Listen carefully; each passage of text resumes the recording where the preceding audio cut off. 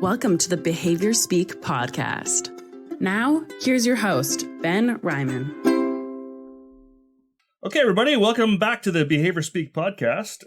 On today's episode, we get to chat with Adair Cardon. She's a behavior analyst based in Senegal, which is super cool. Thanks for being on the show, Adair.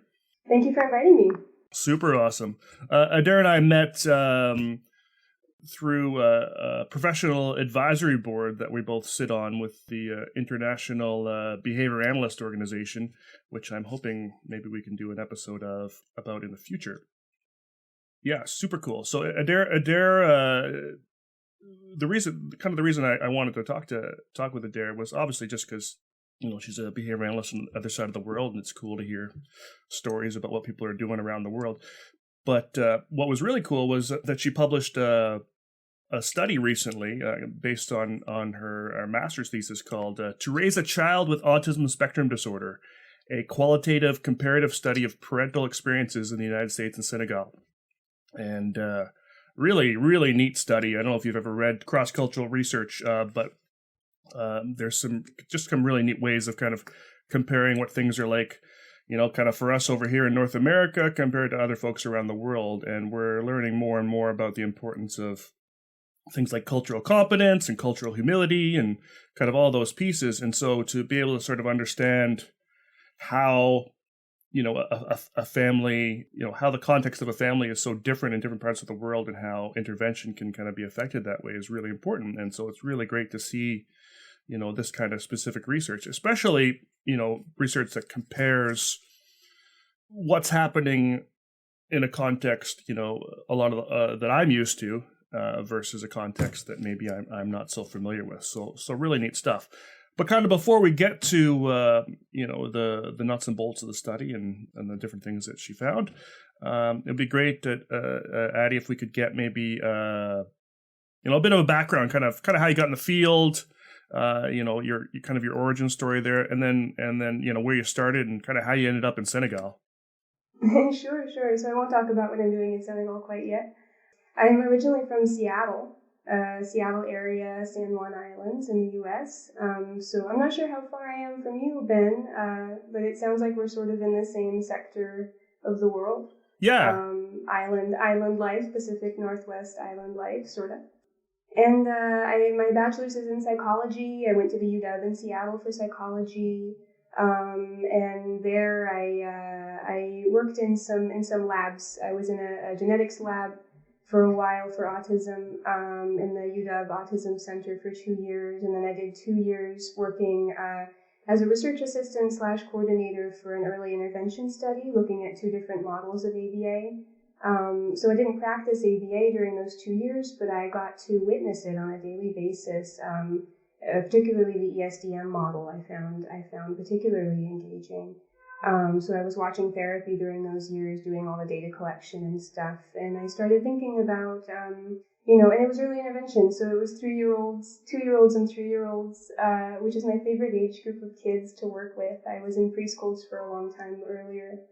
So eventually I thought, you know what, I think I want to be an ABA. I think I want to work with kids like this. I want to work with kids, you know, helping them, you know, navigate communication and everything and work with families. So I started thinking about becoming a BCBA. And then out of the blue, my friend calls me and she says, "Hey, I've been living in Senegal for like 5 years. Do you want to come visit?" And I said, "Sure." And this is a friend I grew up with since we were toddlers. So I spent 2 months here in Senegal, like in the back room of their apartment. Totally fell in love with the country. Just went through the routines. They're musicians. They have like a music group here called Soulard Acoustique.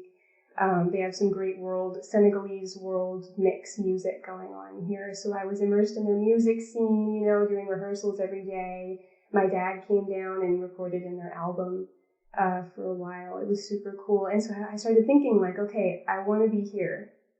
I want to stay in Senegal. I want to stay in Africa. You know, and my French was getting better because I speak French here. I was like, okay, this might be possible. How can I stay here and do ABA at the same time? And I figured it out. I don't know how I figured it out, but I did my training all distance all online courses, all online supervision via WhatsApp and Google Drive and all that. And then I went back to the US for 4 days to take the exam. I did have to go back for a year to do my master's in cross-cultural psychology, so I had a gap. And then I came back here and I started a little private practice. And here I am, like almost 4 years later, practicing in Dakar.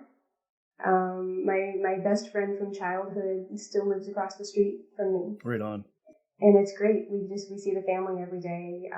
We can take, lunch breaks with the family, and then in the mornings I go see the kids. And it's wonderful. I really love it. I really love how everything turned out. That's super cool. So you've got an interesting origin story then.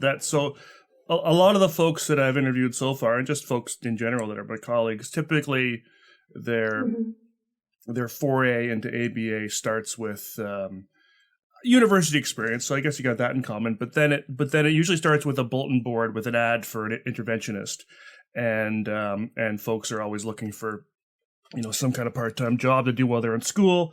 So they find a behavior interventionist type job and kind of get into it. They don't know what it is and discover they love kids and playing and all that sort of thing, and kind of go that route. So it's interesting that your introduction to ABA wasn't doing ABA, but studying it. Yeah, it was collecting data on it, observing it systematically in a research study. That's amazing. And then I kind of skipped a couple of steps. I was an interventionist for a while. I was a one-to-one school aide for a year, but this was all like, after hours. And then I was a camp counselor for older kids on the spectrum, more lightly on the spectrum. Mm-hmm. And it was a behavioral camp, and that was like the funnest thing ever. That's awesome. So I did have some experiences all after hours before I launched. Yeah. Yeah. And then I want to come back to ESDM in a second, but so you did you did online training from Senegal, right? Yes. And so what school was that with? UC Santa Barbara, California. Okay, yeah. Gotcha. And then it was the most flexible program I could find, where it was totally, because the time difference is so crazy. I couldn't have class meetings at 3 a.m.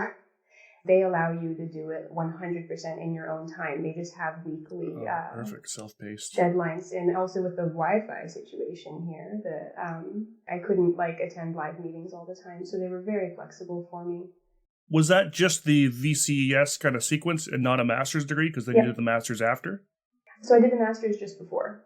You did the master's just before, so I came to Senegal for a few months, and then I went straight north to London. I did my master's. It was only 9 months. It was just a 9-month quick little thing, because I was trying to do this as fast as possible. Yes. I was just this quick 9-month little thing, and then they were like, "Hey, you can do your thesis anywhere you want in the world." And I was like, "Oh gosh, I wonder where I'll go." So I went straight. I didn't even go home. I just went straight back down to Senegal and did my thesis for 4 months or something. And then had a month of panic after I graduated, trying to figure out how to do this. And then that was October 2017. I found UC Santa Barbara, and they set me up. They were really good. And so what was your master's in? Cross-cultural psychology. In cross-cultural psychology. Yeah, it was a fun one. I really liked it. I bet. I feel like there's probably not a lot of programs in that area. No, I only found 2. I don't think this one is in existence anymore. I think they shut it down. And there's one in New Zealand that I found, and then that's about it. The only other one is the Chicago School of Psychology, I believe it's called, in the U.S. I don't know if they have an in-person one. They might, but I know they have an online one. But it wasn't quite the angle I was looking for, and I really wanted to do something outside of the U.S., so I went off to London for a year. Well, that's amazing. And that was at Brunel, right? Mm-hmm. A little outside of London, wasn't in the city. Yeah. Sheep fields. When you were doing that University of Washington study on kind of the early start that involved the early start Denver model, and you're kind of saying that piece kind of drew your interest a little bit, and we know that kind of falls into this kind of group of the NDBIs, this natural developmental behavior interventions. Yeah. And I understand that, and we're gonna get there. I won't give it away right yet, but that I wonder if this was sort of a seed planted for your next venture into the land of NDBIs that you're kind of practicing now. That. I never thought of it that way, but you might be right. What I loved about it, because I had to watch the videos a lot of the therapy videos, and what I loved about it was that I couldn't tell they were doing therapy. They just because I didn't get any background explanation. I wasn't part of the intervention team, so it honestly just looked like they were playing and having a good time. And it looked like the kids didn't realize they were in a learning environment. They didn't really realize that they were in therapy. They were having fun.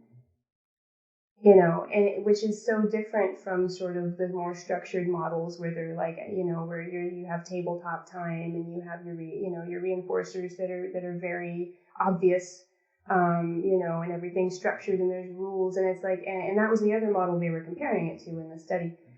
But the ESDM model, I was fascinated. How can it's it's roughly I don't know if it's the same goals. I think the goals are a little bit shifted, but I just loved how they were just playing.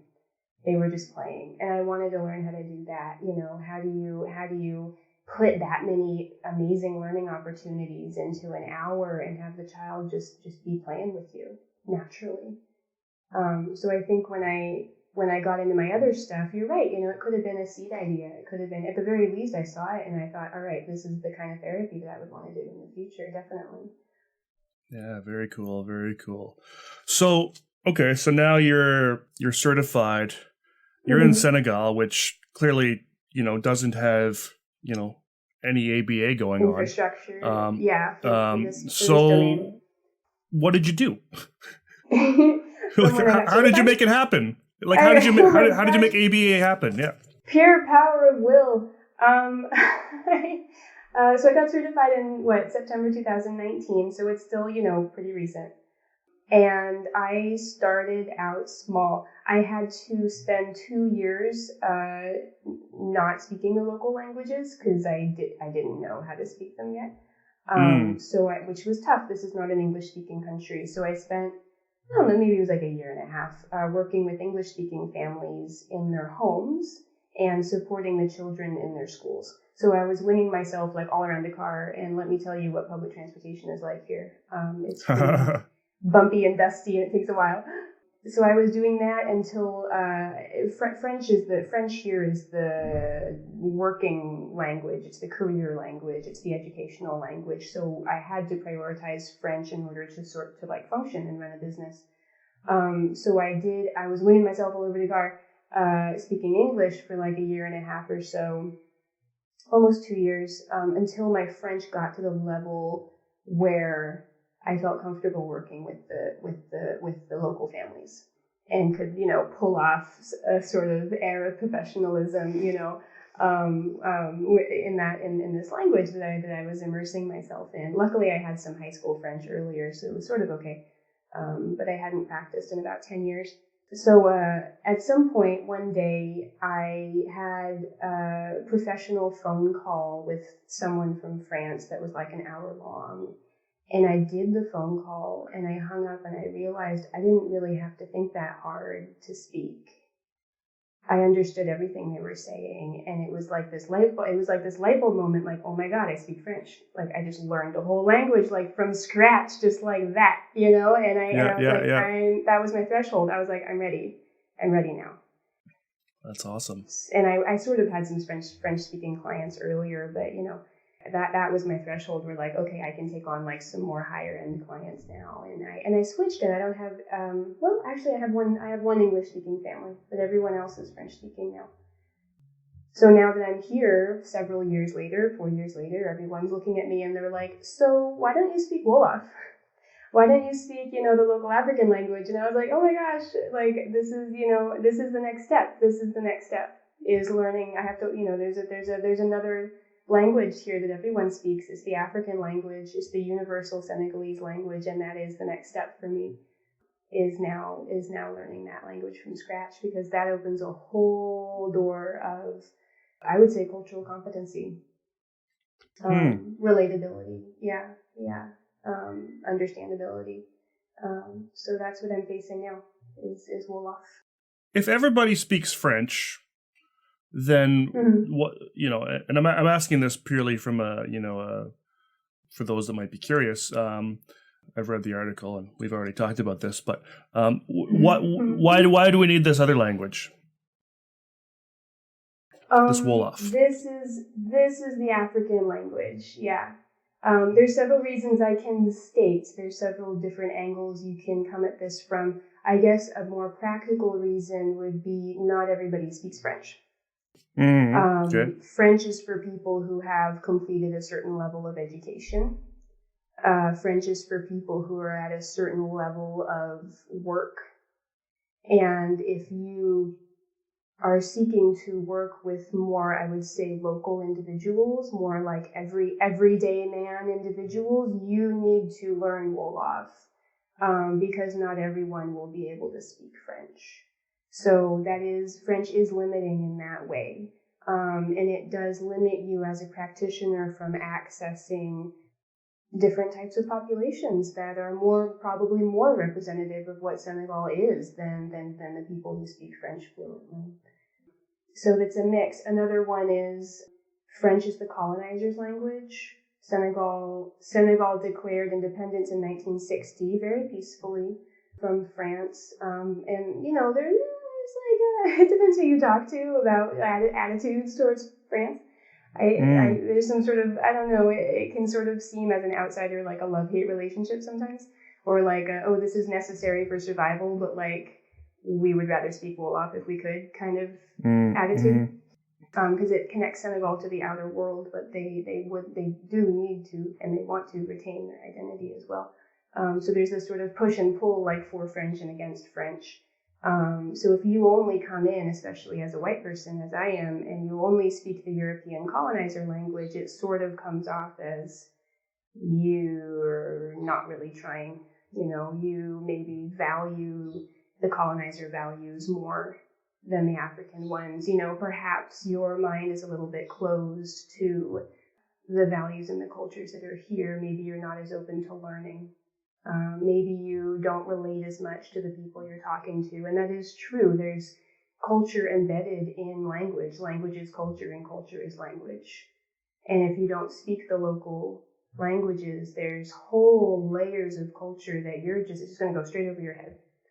And that can contribute to communication problems, which is one reason why I have interventionists helping me out. They're all Senegalese. All my employees are Senegalese.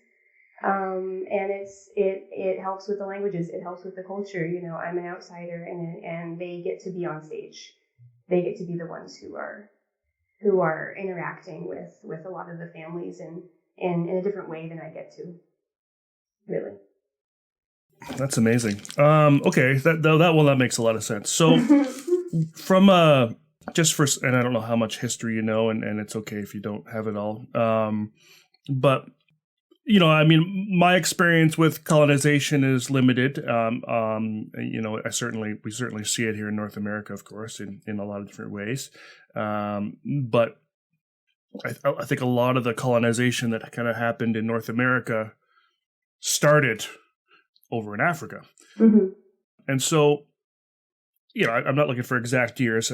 We don't have to be a history buff. But so when did colonization kind of start? Like when did the French come in? Like was it like a few hundred years ago? Or so Senegal has a long history of colonization, and the French weren't the first ones. So if you want to go back and back and back, it was the Arabic populations bringing in Islam. I would say those were the first populations to come in. That's like, 600 AD or something. Oh, wow. Okay. 900, maybe 6 to 900. Between 6 and 900 AD, they went down Africa, so I'm not sure which date they hit Senegal.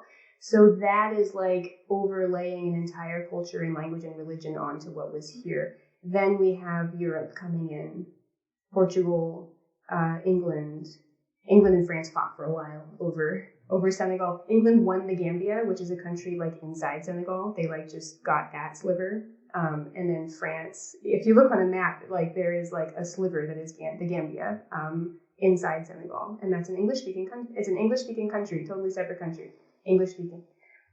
Crazy. They got that strip, and then France came in. I'm not sure what date, 1912. Oh, so 20th century. Maybe end of 1800s. I can't remember. You'll need to Google that one, I think. But it was more recent than I thought. Yeah. Yeah, it's more recent than I thought. And then they came in and started overlaying everything. They weren't quite as, I would say, physically forceful as other colonizers, though, you are hearing sort of snippets here and there. A lot of this history has been erased, by the way. It's been sort of sanitized. So it's difficult to see what happened. Wolof is not a written language now. So there's no written record from the African point of view. There's only written record from the European colonizer point of view. So you tend to get, they say, oh, we were peaceful, there were no massacres, but then when you hear people talk here, because it's oral, everything here is oral. When you hear people talk, it's like, well, maybe there was some stuff happening that might not have been totally peaceful. Different ethno groups here resisted colonization more than others. So there's a lot of stories about that. And so they started laying over their ideals, laying over their values, laying over their, different ways of living and their languages and everything. And that has sort of, with the Islam that was already here, with the Arabic that was already here, it all sort of sank in and mixed. So Senegal is a very mixed country. It's Muslim. There's also Christianity. There's a bunch of different African languages. There's French. And then I've heard English words in Wolof. You can hear it in the Senegalese Wolof. So it just ended up being a big mix. And then in 1960, around that time, almost every single country in Africa declared independence, within a decade. Everybody from England and France. And Senegal jumped on that bandwagon.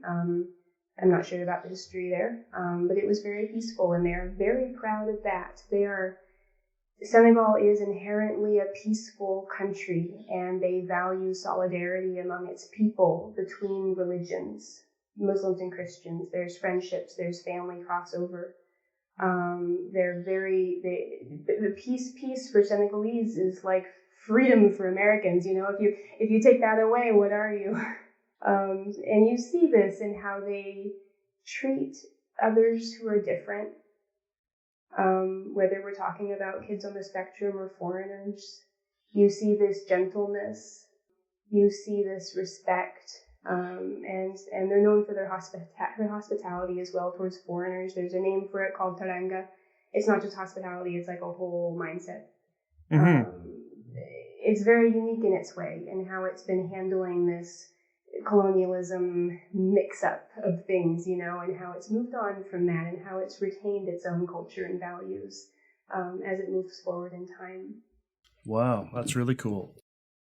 So this again, this sort of speaks again to the real importance of understanding the Wolof language, because it reminds me of, and again, I'm so new to everything these days, as a lot of us are, but I've been trying to learn a lot more about kind of local First Nations here in Canada, and a lot of as I understand it, a lot of the history in First Nations communities is kind of passed down in the same way through the language, through these kind of oral histories. I was just kind of picked up a book the other day by a local elder in our.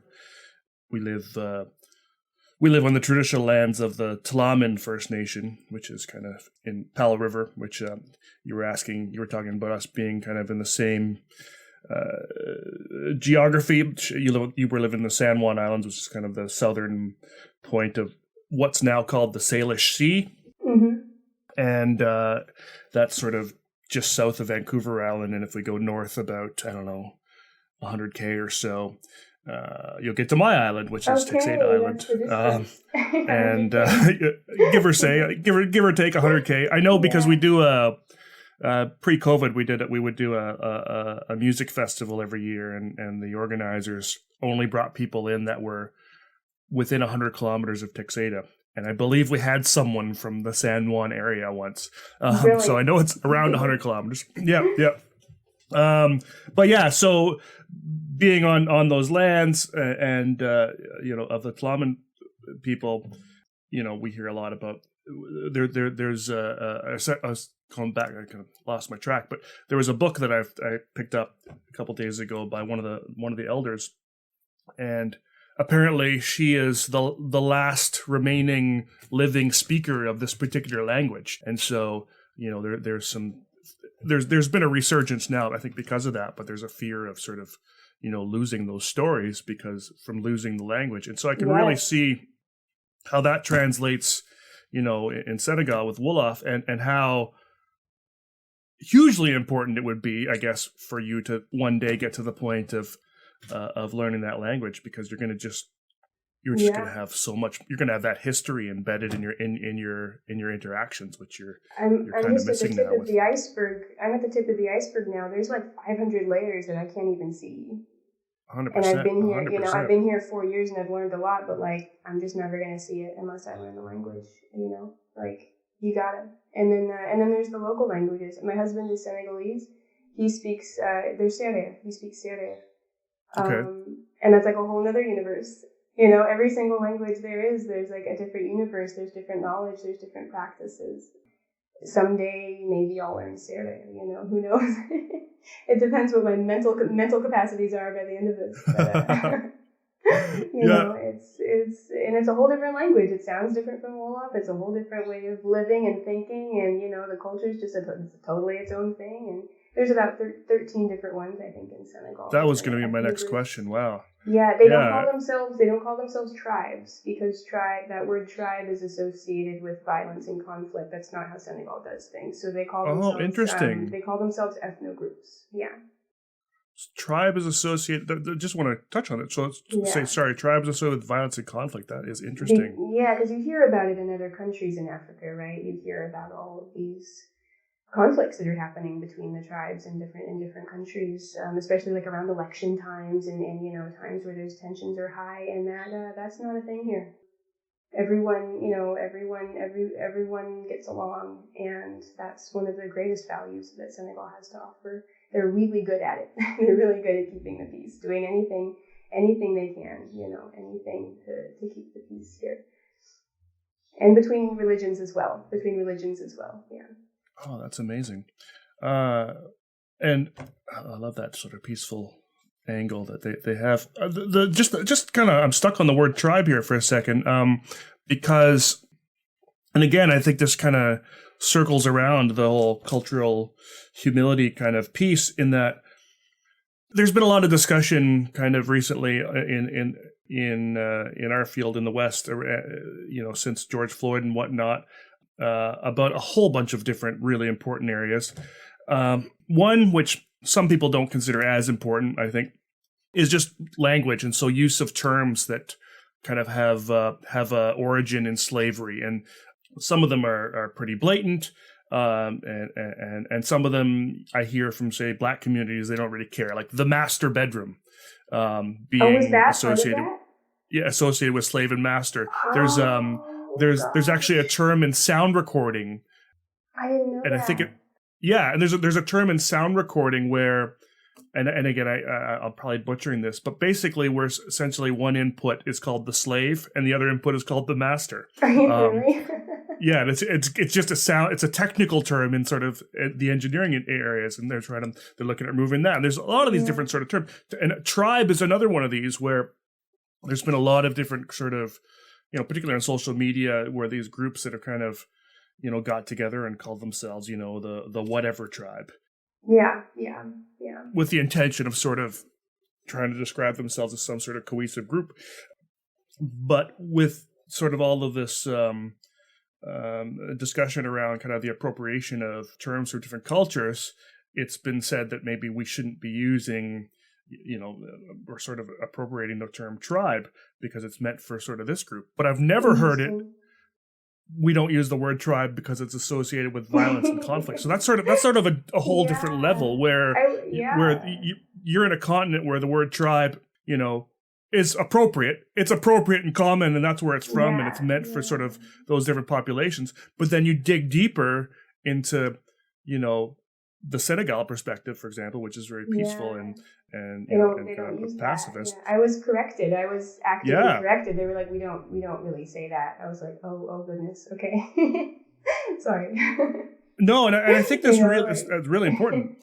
Yeah, and these details of how people speak to one another, definitely. They have this sort of banter between the ethno groups that I love. It's called taquiner in French, like you sort of make fun of one another. There's ones that are, so they consider each other cousins, like a Right. bajillions of years ago, back in the oral histories, they know when this group split from that group and became a separate ethno group and migrated north versus south versus whatever. Like, they know this. And so, like, oh, you come from us or we come from you. There's silly little ones of some ethno groups, they say that they were the masters and the other ones were the slaves in the past. But then if you go to that ethno group and ask them, they say, oh, no, we were the masters and they were the slaves. And they'll sort of like make fun of each other. We were the kings and you were the merchants. It's like they'll sort of make you like, because the past, these oral histories aren't always, they're exact, but sometimes you can I get this sense where like truth is sort of subjective and malleable depending on like, I don't know who you're talking to or how interesting you want to be. Like it's sort of all nebulous. And if you try to get down to the specifics and ask about specific information, you're not really going to get it. You're going to get these sort of mystical stories and these ideas that change from person to person. But I love the relationships that everyone has with each other. It's just very fun. It's very fun and open. I want to touch on sort of one more piece, kind of from this sort of cultural point. I mean, we're going to be talking lots of culture today. But are you going to circle back to language at some point, or should I give you this fun fact now? If you're planning on purchasing continuing education credits for this episode, you'll need to go to www.cbiconsultants.com. You'll need to know the 3 secret words. The first secret word is Africa. I'm actually, my question is about language. Good. Okay. And maybe the fun fact will fit in, maybe it won't. But I was wondering, because I think I read somewhere in your article that the Wolof is particularly unique in Africa, in that, or it's unique in that there's a universal language. Yes. Where maybe other, like I think I was talking to Malishwane and Maucho in Botswana, and I think she was the one that was telling me, I think that they have something like 33 different languages or something, and so it's very, it's quite the mental game. Navigation game, yeah. Yeah. Yeah. And so this universal, why is it that there's a universal language? Like, how did that become universal? So the Wolof were the tradesmen. They were the traders. So they were the ones that were like moving all the goods back and forth, and they were the ones doing all of that. They were like the connective tissue between everyone else and to everyone else. So everyone had to learn Wolof to I think it just made things easier. I know, and remember this, I'm going to say something, but like if you speak to Wolof people, maybe they will correct me. If you speak to Sarah people, they'll be like, yeah, that's right. It depends on whose oral history you're going off of. But my husband said that the Serer people used to hire the Wolof people to do the haggling and the market stuff for them, because they sort of maybe thought it was below them or something. I'm not sure. Right. Yeah. So the Wolof became very valuable in that way. And then it just proliferated, and I think everybody just found it totally useful that you can talk to anybody in Africa using an African language. Other countries, I always use Cameroon as an example because they've got like 221 languages, which is something like that. It's absolutely crazy. They have all the other countries, they have to rely on the colonizer's language to communicate with their own citizens, and that in Senegal at least is considered something sort of unfortunate. It takes away from the Africanness of the interaction. They're very, very, very proud that they can go like an entire day and not speak French. You can talk to anybody. And it's like 100% African. This is a great point of pride, but they don't have to rely on the colonizers' language to communicate with one another. I think one of the results of that is that I've noticed, the level of French here may be a little bit lower than in other countries. Not always, it depends who you're talking to, but I've sort of just noticed that when you're talking in Wolof all the time, you don't really practice your French as much. They're sort of known, Senegalese people are sort of known maybe for speaking slower, or, using maybe more simple grammar sometimes compared to other African countries. And they view those other African countries as being very strict about their French and being very perfectionistic about their French. That's sort of the attitude they have towards other countries. But it's incredibly useful. It's very, and it's useful for foreigners like me who come in and all you got to do is learn one language. You don't have to learn 221 different languages. You can just learn Wolof and you'll be fine. Yeah, there are corners of Senegal that don't speak Wolof, but it's fairly rare. It's fairly rare. And so what was the other language fact you wanted to share? Oh, this is more for like ABA intervention. Yeah, please. Just cultural differences. This is why I gotta learn Wolof. I'm telling you. I was, how in curriculums we often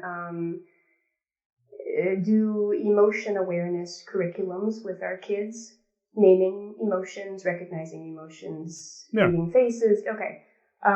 This is cultural and lingual both happening at the same time, but I'll say the lingual side. I was asking people here, how do you say she is sad? How do you say, he is, whatever emotion? And they thought for a long time, this was someone just sitting outside of my mother-in-law's house. They just thought for a long time, and they were like, we don't talk like that. They said, we just say she is crying or she is laughing.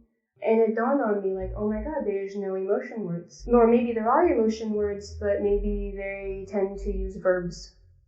So if you're going to create a curriculum for a child and their parents decide for that curriculum to be in Wolof, and this is a conversation I have with every family, what language do you want? Because we got to sort of pick one, at least in the beginning.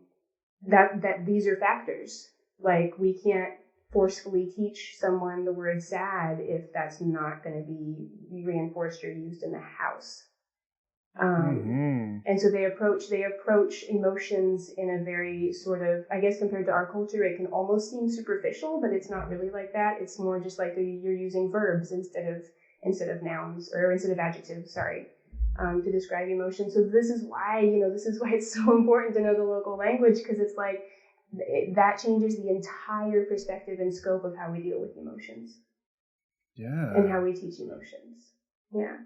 And then you have the cultural side of that, of like in our culture, active empathy looks one way, whereas in Senegal it looks a different way. Like there's all sorts of emotional stuff. Like you really need to know the culture, which is why, frankly, we should be certifying Senegalese people here to do this intervention. Because someone like me may not be able to learn everything. Yeah, so that was my fun lingual fact. That's a super fun lingual fact, and I like it because I think it almost makes emotion a little less abstract. It does. It makes it very clear. It really does. So you can start labeling what the arms look like, what happens to the face, but like intangible verbs. It's different. 100%. Yeah. I mean, there's just because we have sort of this belief that we need to understand, this concept of sadness, or happiness or whatever. But I mean, I don't even know what happiness means. Sometimes you don't know how you're feeling. You just know what you're doing. Exactly. And so it really puts emotions into much more behavioral terms, because we're talking about these observable That's actions true. that are true. Yeah, that's really cool. And so it would make ABA really kind of even more sort of suited for teaching emotions in Senegal than it would over here. In a way, yeah. I'm not. That makes perfect sense.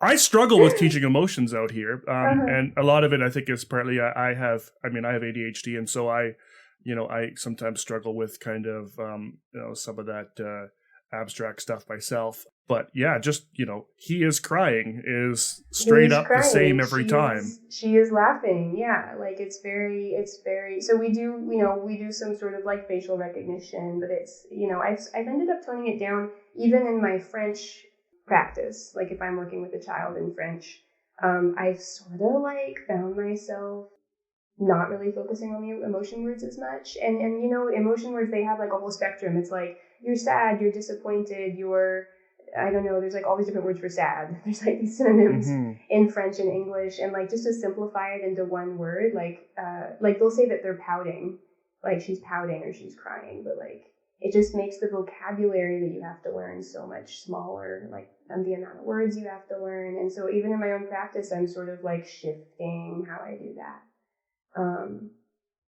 Even in French. Yeah.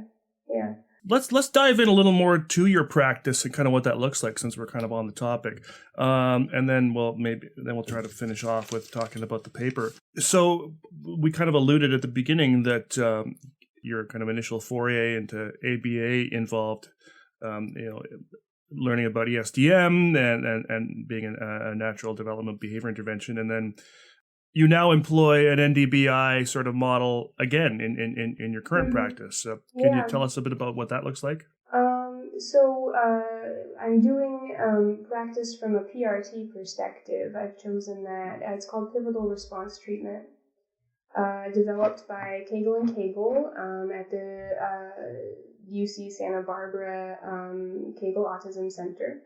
You might remember the name UC Santa Barbara from my yes, there course. We go. I fell into that purely by chance, and I was just so happy that it ended up being this way. All of my coursework and all of my practicum was from the PRT perspective. I was trained up to do PRT. I'm not fully certified. I think there's like 5 levels of certification or something, and I'm working on level 3, so I'm like going up there.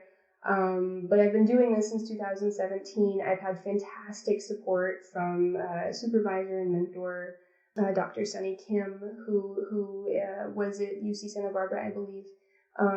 She was great guidance to me throughout all of this. And it was just by chance. And I ended up loving it because I think it fits really well with the culture here, and I think it fits really well with the environment and the resources here. I think it just sort of happened to be the best model that I possibly could have learned to apply in this environment.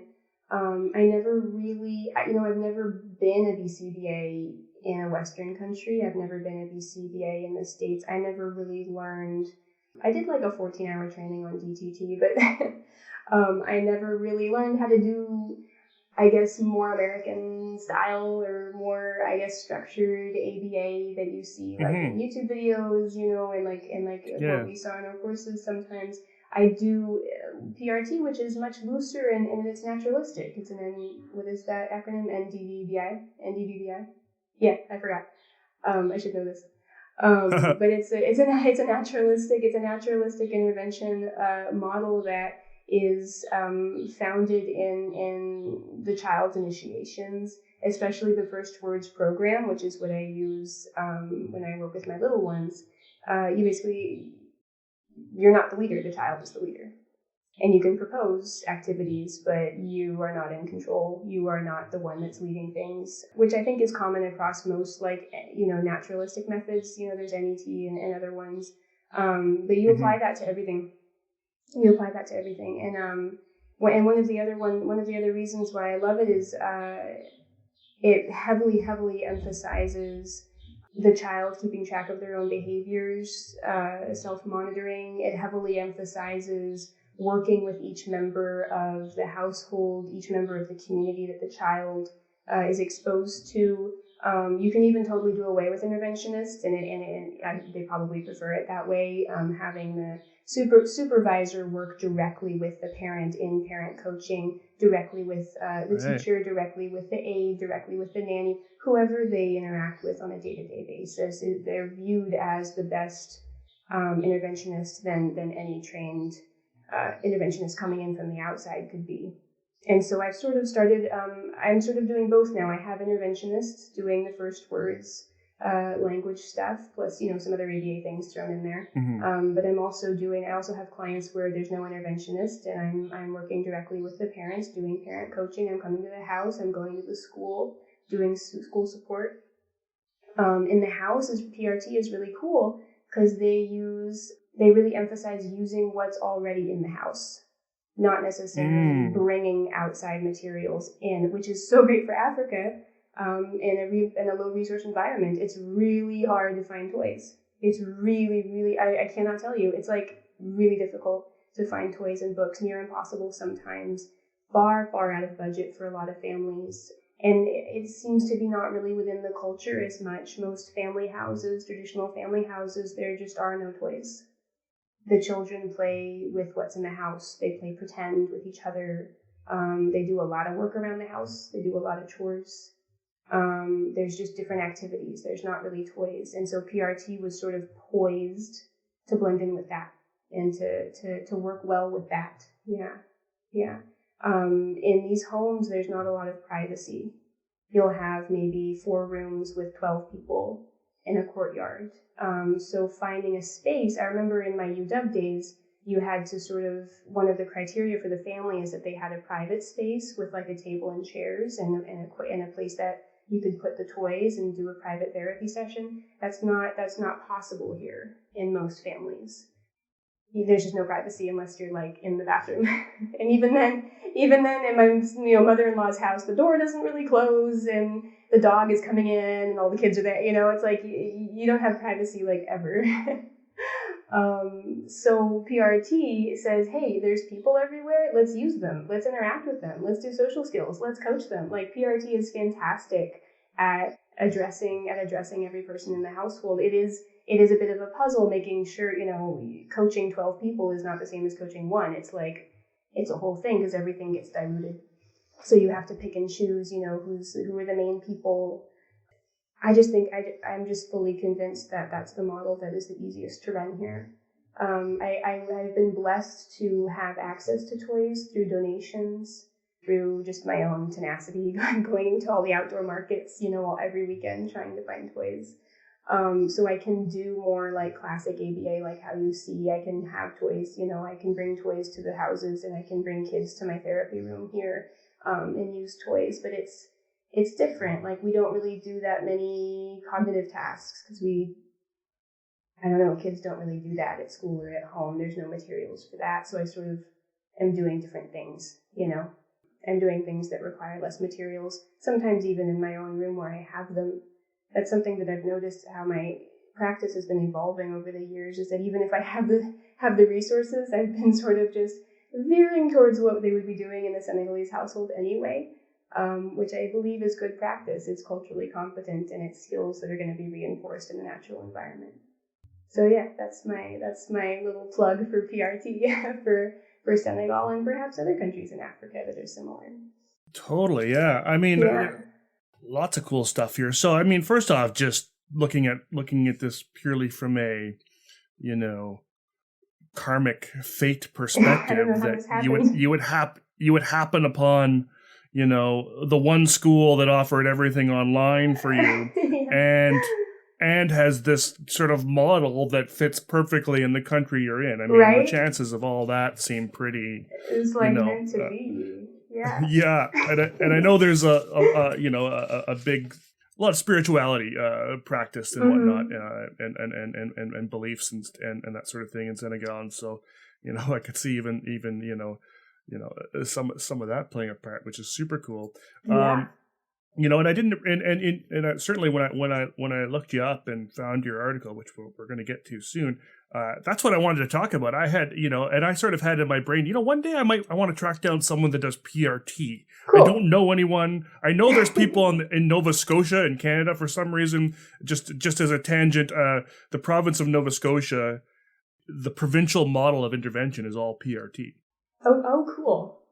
And that's an area I am going to get into because a lot of my interviews are Canadian, being me from Canada. That's so cool. So I am going to be talking to someone there. But when I do, I'm going to say to them, my introduction to PRT was from someone in Senegal. Yeah. Which is super cool. That's cool. I need to get my certification up. I don't know if you've noticed, but I haven't been using too much PRT or ABA lingo in this interview. Mostly just because the lingo is not reinforced in this environment. So I'm speaking in layperson's terms like 24/7 here. And I think that's brilliant. That's what I'm doing here too. It's probably more understandable for those listening who might not be like ABA people.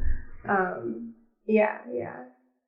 I have no requirements for technical language in our conversations. Good. And I mean, I think there's a place for technicality and jargon, for sure. But many of us, especially those who are really, deep, hardcore ABA lovers, and I think those folks are awesome.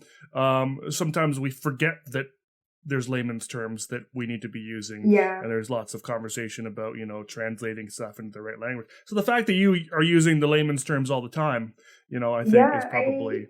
Honestly, I don't always teach my interventionists I'll teach them positive reinforcement versus negative reinforcement, like super, super basics. But I don't teach them the other words. One, because translating into French is like sort of weird. There's a glossary out there, but it's like not everyone's agreeing on everything because ABA is just so new in France. But two, it just gets clunky. It just gets in the way. It takes time, and I would rather teach them, how to run the program with that particular child. Cater to that particular child and his needs in a way that's more, and I guess that's more, I don't know, literal or holistic, or I don't know the word that I'm looking for, but ABA sometimes just doesn't really, it just seems to make things sort of heavier and also superficial sounding at the same time, and it might not always be absorbed by the people I'm talking to. Once my interventionists get to a certain point, like after they've been here for a year, that's when I start, also I'll sign them up for an RBT training, which is now in French. There's a new one. And I'll start really introducing the terminology, but not for the first year usually. It's all in layman's terms. Yeah. And I also would think that maybe, and others can certainly speak to this, I'm sure, better than I, but ABA being sort of a science that was, for the most part, developed and grown in English speaking countries. Yeah. I don't know. Some of those words are probably not all that translatable. You probably just tend to I imagine if you were doing in Wolof, you'd probably be using sort of, the Wolof words and then going, antecedent and then continuing. Exactly. Even Wolof to French, Wolof, I think the number of vocabulary words in Wolof, just the number of words, I think is reduced. So I've noticed sometimes if you translate French to Wolof and Wolof to French, it's not anywhere near the same sentence. It's just not even, it barely touches the sentence that you actually want to say, just because everything is so different in Wolof. So once we cross that bridge, that ABA terminology, I don't know what's going to happen, to be honest. I don't know. If it's difficult enough in French, it may be near impossible in Wolof. Oh, for sure. I spent a year living in Montreal. Yeah. I spent a year living in Montreal, and I didn't really learn a whole lot of French there. There's a ton of English there, but when I would hear people speak in French, it would often be full flowing, French language, and then they just throw in random English words, and so even in Canada, it's difficult to sort of translate some of these. Borrow Dakar Wolof it's 20% French. I think it has a lot of French in it because there's just words that didn't exist before. Right. And then once you leave Dakar, once you leave the capital and go out into the villages, that they call it pure Wolof, and that's a completely different Wolof with a different accent, and they almost cannot understand each other. The Dakar Wolof has so much French in it that they almost can't understand each other, and that just speaks to the difficulty in translation. It's just a totally different. You have ABA is invented in America under American culture using English, and then you try to bring it over here, and some of it just can't be brought over culturally and linguistically both. It just sort of doesn't quite work. If you have to modify it, it's got to be modified. Yeah. And kind of tie this, and this is a conversation that's kind of coming up a bit in sort of ABA reform circles.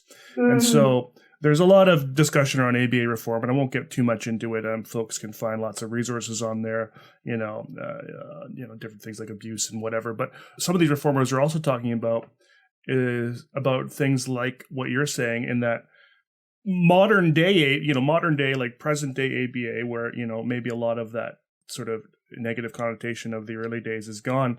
It's still a lot of the curriculum and whatnot that are out there are at least from a lot of people's perspectives, not all that, I guess cross-cultural is a good term. And so, cross-cultural also sort of intersectional would be another, that's a good term, maybe term to use. And so I know folks I have that are in kind of colleagues that I have that are in like gender diversity circles will say that, you know, and I don't know either way. I don't really use curricula in general, but a lot of them will say some of the, you know, these curricula that are out there are, you know, maybe like, you know, maybe for example, focused on teaching boys to use trucks, you know, and only use trucks and never use dolls, right, and that sort of thing, and not explicitly saying don't ever use dolls, but focusing on boys using trucks, just as one example. But then there's sort of other pieces, like lots of these sort of other kind of cultural components that also are not embedded in these curricula. And so for a country like Canada, the US, which is, you know, very multicultural, you know, we sort of people have a problem with that because, you know, you're teaching my kids, you know, only one way of kind of looking at things. And so I think, kind of circling back to PRT, I really like how it kind of molds. You can almost mold it to the culture. You know, you can kind of shape it in kind of different ways depending on the culture you're in, and that it's really like when you talk about kind of doing tabletop ABA and whatever in a room, you train them to sort of some sort of mastery criteria, but then you got to go into generalization. Then you got to take them out of the room. That's the whole and thing. Teach them. Yeah. And PRT is already doing that. Like it starts there. It's like automatic. Yeah. Yeah. Yeah. And yes, the goals have to be different. That's one of the main things is if you're going to be doing this, you know, something that's automatically generalized, something that's culturally competent, something that's, you know, if you want to say reformed, which is a good word, you have like the base foundation of that is one, changing the setting, and two, changing the learning goals. You know, you can't do like touch rabbit, like when you're in a Senegalese courtyard, unless there's rabbits, I guess, which there are in some family houses, but like your goals have to change. Your goals for the child have to change. And that's so highly discussed in ABA reform circles and in cultural sensitivity circles across all different types of cultures. The goals have to change.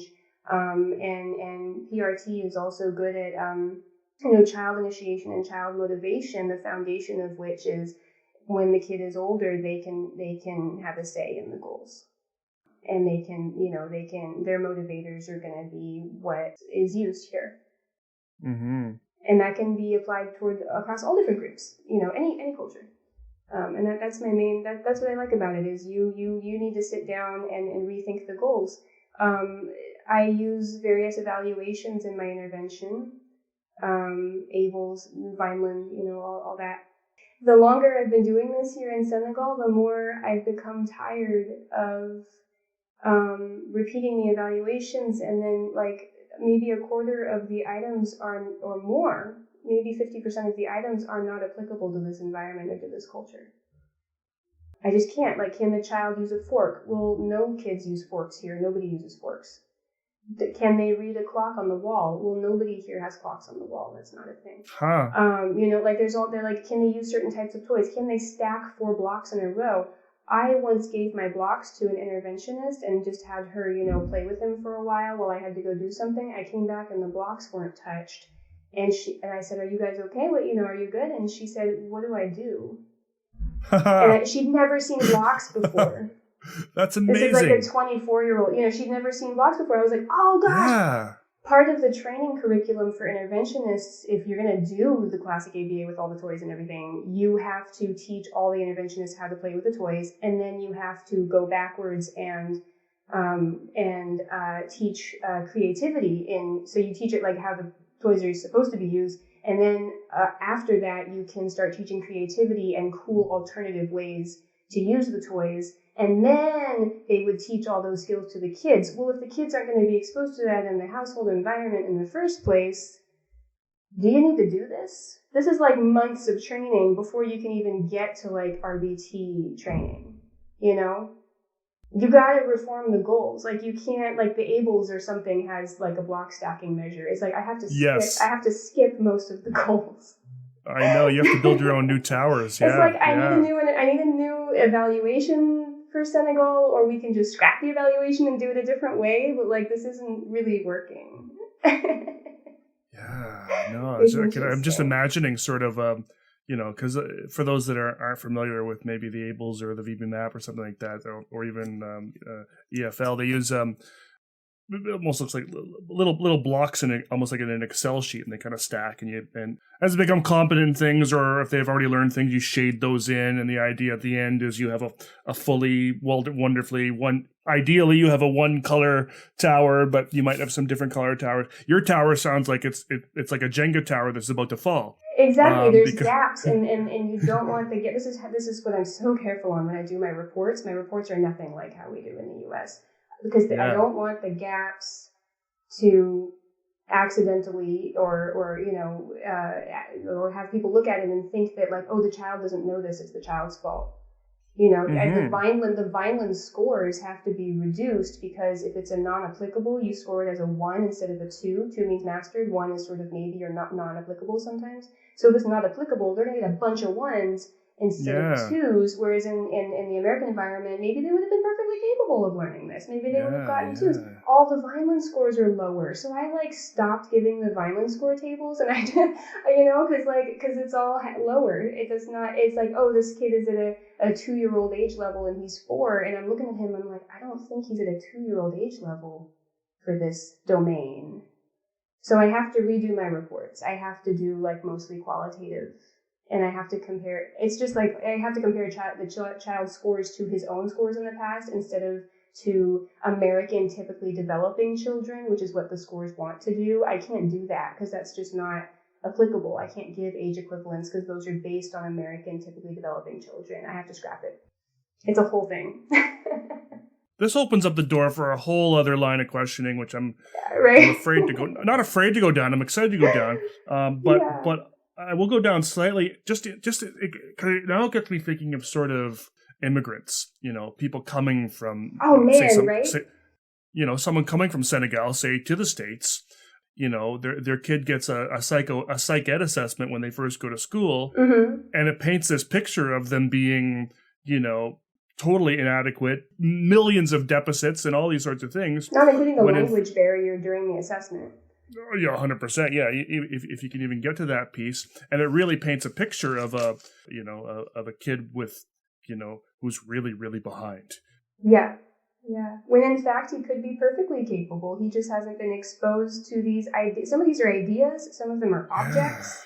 Ideas, object, all this different stuff. Words. It's like you just have your home environment is perfectly adapted to be what it needs to be for where it is in that context. And they have grown up in that home and they are very much adapted to that environment, perfectly adapted. And then you take them out of that and you put them somewhere else and suddenly they fail. And if you've ever been an expat or a foreigner or an immigrant to any other country, you feel it in your soul. Like I came here to Senegal and I was 13 again. I was 13 years old and I had to relearn how to be an adult. Like, this is how you find an apartment. This is how you make a phone call. This is how you go to the store. Like, you had to relearn everything.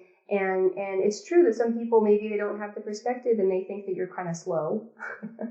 Or there's like, how can you not know this? This is like every child knows this at the age of 3 and you don't know this. It's like, well, it doesn't work like that where I come from.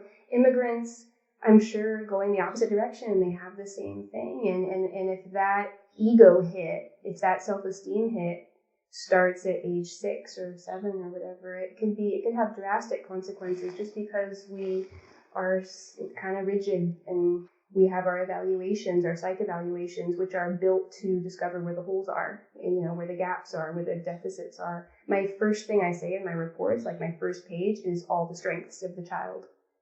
Because I want to make sure that's the most important thing. I want to make sure that the parents know that their child is a fantastic kid. And they're not strengths that are necessarily listed in the evaluations. They're subjective, probably, they're observed, but they're important.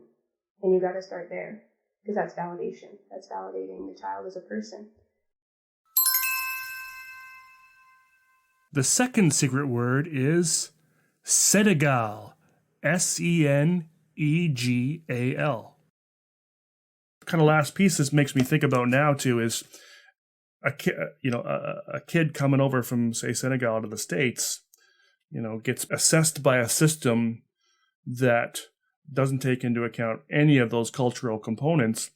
This is really basically an individual just entering a system of racism, like hardcore. Like if this isn't an example of systemic racism, I don't know what is.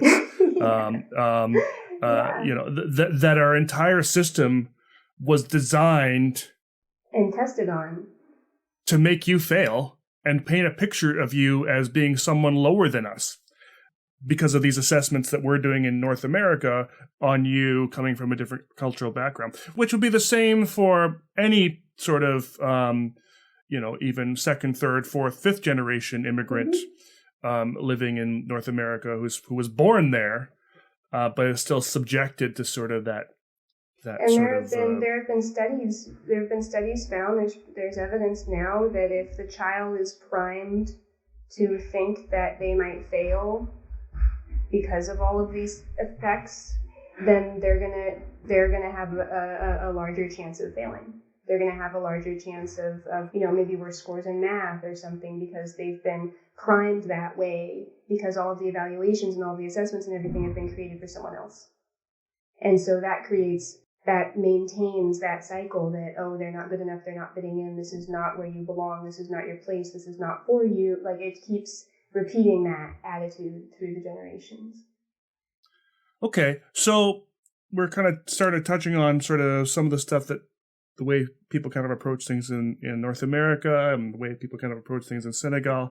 Well, that's a big piece of what your study was about. So let's dive into that a bit now. Really neat study, and it sounds like there's actually not exactly like this, but there's quite a few studies on autism that are kind of happening in Africa, which is cool. I didn't even know about that until I kind of dived into this article. A lot of quantitative or qualitative. That's what I meant to say. Yeah, exactly. So maybe let's just talk about the assessments don't work here, so you have to have qualitative. Yeah, 100%. And so this paper is has a lot of really interesting kind of qualitative analysis tools built in, which is really, really neat and I think really worth talking about because a lot of the stuff in ABA we're often used to using just sort of that quantitative approach. I have seen some ABA research that does use qualitative data, but sort of that on top of quantitative data. Mm-hmm. Which in the right context can be the right thing to do, I believe. But if you're limited, yeah, qualitative is the way to go. So what's this study about? What were you doing here? I interviewed parents raising children with autism in Senegal. You read out the title, I believe, in the beginning of the podcast. Kind of a long title. Yep. I wanted to do a cultural comparison of parental experiences between the U.S. and Senegal. There's hundreds and hundreds and hundreds and hundreds of research articles on autism and dozens on the experiences of parents raising their kids in the United States. But there isn't a whole lot coming out of Africa. And I wanted to put Senegal on the map. I wanted to see what a comparison would look like. Because and obviously just, looking at it from the surface, it seems like it's all differences. But there are some similarities and there are some interesting differences that came out that weren't totally predicted. I did everything from Dakar, and I did method is called IPA, Interpretive Phenomenological Analysis. And in IPA, you sort of do this snowballing method of finding participants. Participants they will use their own word of mouth and everything to bring other people to you, and you stop gathering participants when all of the themes that you find start repeating and you stop finding new themes. So I didn't identify the number of people ahead of time. I didn't decide on my N ahead of time. You just stop when you stop finding new themes and when everything starts repeating and you're like, well, that may be that.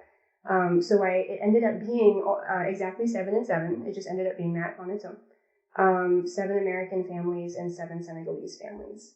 And one thing that was interesting was the American families were all, I did their interviews over Skype. They were all American mothers, just by chance. And the Senegalese families were all sorts of different people. Some were mothers, some were fathers, some were grandmas, some were uncles, some were godfathers. And I thought that's very reflective of Senegalese culture. Children are in a house that's full of like 1 million people. They're raised by everybody. And when you ask the mom, one of my interview questions was like, oh, so just the basic ones that I start with, so what does your child do during the day? What does she like to do? What's her schedule? The American moms will be like, okay, so we wake up at 7:30 or we wake up at 5:30, and we do this and we have breakfast and we do that and we do this and we do that. And like the American moms, they knew exactly what their child did all day, what they liked to do, and they often did it with them. The Senegalese families were often like, you know what? I don't know. There's a quote in my article somewhere. I don't know what she does all day. I read that, yeah. Because she's with her grandma, or she's, sort of, it's just diluted. The child is raised by everybody, so nobody really knows. So even like the basic questions that I started with, you already are seeing differences in how the kids are raised here. There's infinite childcare, free childcare. That's a whole huge difference. I think I read one line that said, that there was even points where they didn't even know where their kid was. Yeah, and that's part of I think reflective of the population that ended up happening was a lower income population, sort of outside of Dakar. So I wasn't interviewing super urban Dakarois, urban people. It was sort of out. It wasn't quite out in the regions, how they call it, but it was on the edge. And as you get to the edge of Dakar, the income levels of families sort of get lower and lower, and then out in the villages, it's much lower. And so those neighborhoods have more of a village vibe. And the village vibe is every single family knows each other. Everyone knows everyone. Everyone takes care of everyone because it's Senegal and they're amazing. I'm sure there's like family drama and stuff, just like every other country. I'm sure. But like the overall feel is solidarity, and communal help. So the child, and these are children on the spectrum, like one girl was 18 years old, nonverbal. They would just leave the house, and it was fun. They would just leave the house, and they would go visit other houses, and they would get fed, and if they got dirty, they would like change their clothes, and then they would eventually like wander back into the house. And this isn't just the teenagers, this is like the 2-year-olds, even in Dakar, among typical families, they'll send the 2-year-old to the boutique down the way to buy something and back, just like by themselves. Because they know, and this is a Senegal thing, or maybe it's an Africa thing, I don't know, but they know that everyone's going to watch out for the kid. They know everyone's going to take care of the kid. Everyone's going to sort of, quote, parent the kid the way they would, because it's a little bit more uniform here than in the States. And so there's trust, there's communal trust, and that's in urban environments, but that's taken to an extreme in the villages where everyone's known each other for generations, and the kids with autism are known, and everyone trusts everyone to take care of them. There's a cliche line of it, it takes a community to raise a child, and this sounds like, or a village to raise a child. It sounds like this is actually what's happening. We say that in America, but we have no clue. Like when you see that with your own eyes, everything clicks into place, and you realize like this is how this is supposed to be. Like this is where we came from. And it got broken with, I don't know what, the Industrial Revolution, something happened and it kind of got broken. And our families are scattered, and I don't know the names of my neighbors in Seattle. And there's stranger danger, and the kids don't go to the park by themselves, and in Senegal, it's just like the exact opposite. Like you can just send your kid anywhere and they're going to be safe, and they're going to be safe. That, and there's a lot of kids here, there's just kids everywhere. There's people everywhere. It's a very dense city. There's a lot of people. And there's a lot of trust with strangers that as an American, I was a little bit nervous and shocked to see in the beginning, and then I got used to it. Yeah. So I did talk about that in my report, and in like, research terms, I guess. But yeah, lots of differences. So with the IPA approach, and I'm trying to resist using this awful joke, but when I think of IPA, I think about other things. Moving on. With the IPA approach, which I think I'd rather just say that anyway because the words are so long. From what I kind of read in the article and from what you're telling me, so you have this sort of state of, as you kind of described, this continuous recruitment. So you're basically you have the continuous recruitment and it's sort of immediate analysis too. Is that right? So you kind of recruit client. Exactly. You have to analyze before you find the next person or before you interview the next person to see if the themes have stopped repeating or not. Or to see if the new themes have stopped coming in or not. Sorry. Yeah, so you would analyze immediately. I want to backtrack a second and underline why I chose this. Yeah, please. Because there are some critiques on qualitative measures. One of them is that there's non-generalizability, meaning if you have an N of 7, how can you declare that represents that population? Sure.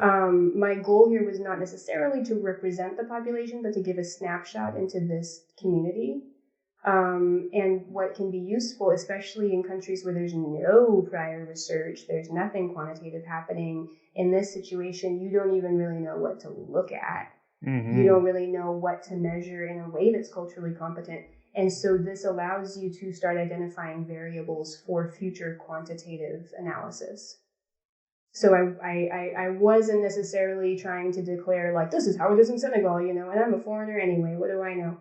But this was just identifying variables. This is like, here are things that could possibly maybe be affecting this, but we need further analysis.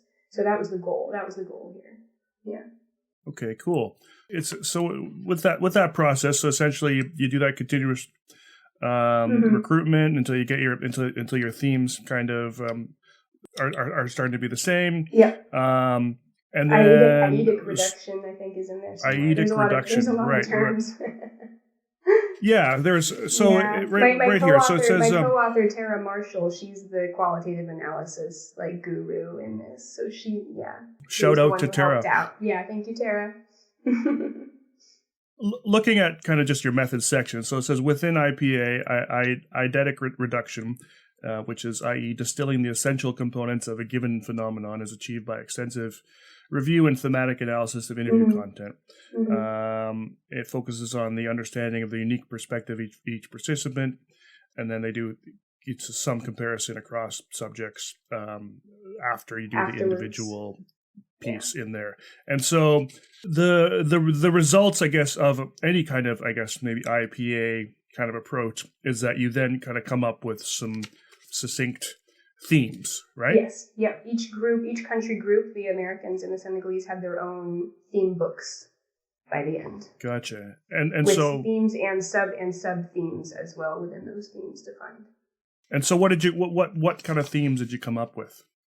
Kind of depended on the group. Right. Oh gosh, I need my study in front of me for the exact labels. Well, maybe a better question is, because that's a lot of information. Is there was I think 20 of them or something, or more than that in the end. What really stood out, I think, is more the question. What stood out, I think, is the differences, honestly. For example, there were some themes of the role of the parent and how they think of themselves as a parent and what that role means. That is hinged on the parent's resources at their disposal, which is something that I found in my results. So one of those themes would be role as a caregiver in the home, role as a provider of services to the child, which was a very American role. Like, they are the coordinator for the child, because the American system is so intense. You've got wait lists, you've got insurance coverage, you've got to navigate all this stuff, and we have such a slew of services available that the parents then have to navigate this and become the role of the provider of services for the child. So, do you want to do ABA? Do you want to do speech therapy? Do you want to do OT? Do you want to do all this stuff? It's like the role of coordinator. And then the role of the teacher at home. Some parents choose to teach their children at home. Those roles differ. In Senegal, there's no therapy. There might be a specialized school in the area, but every single one of my students that I interviewed, every one of my Senegalese families that I interviewed, the child was no longer attending school and they spent all day at home.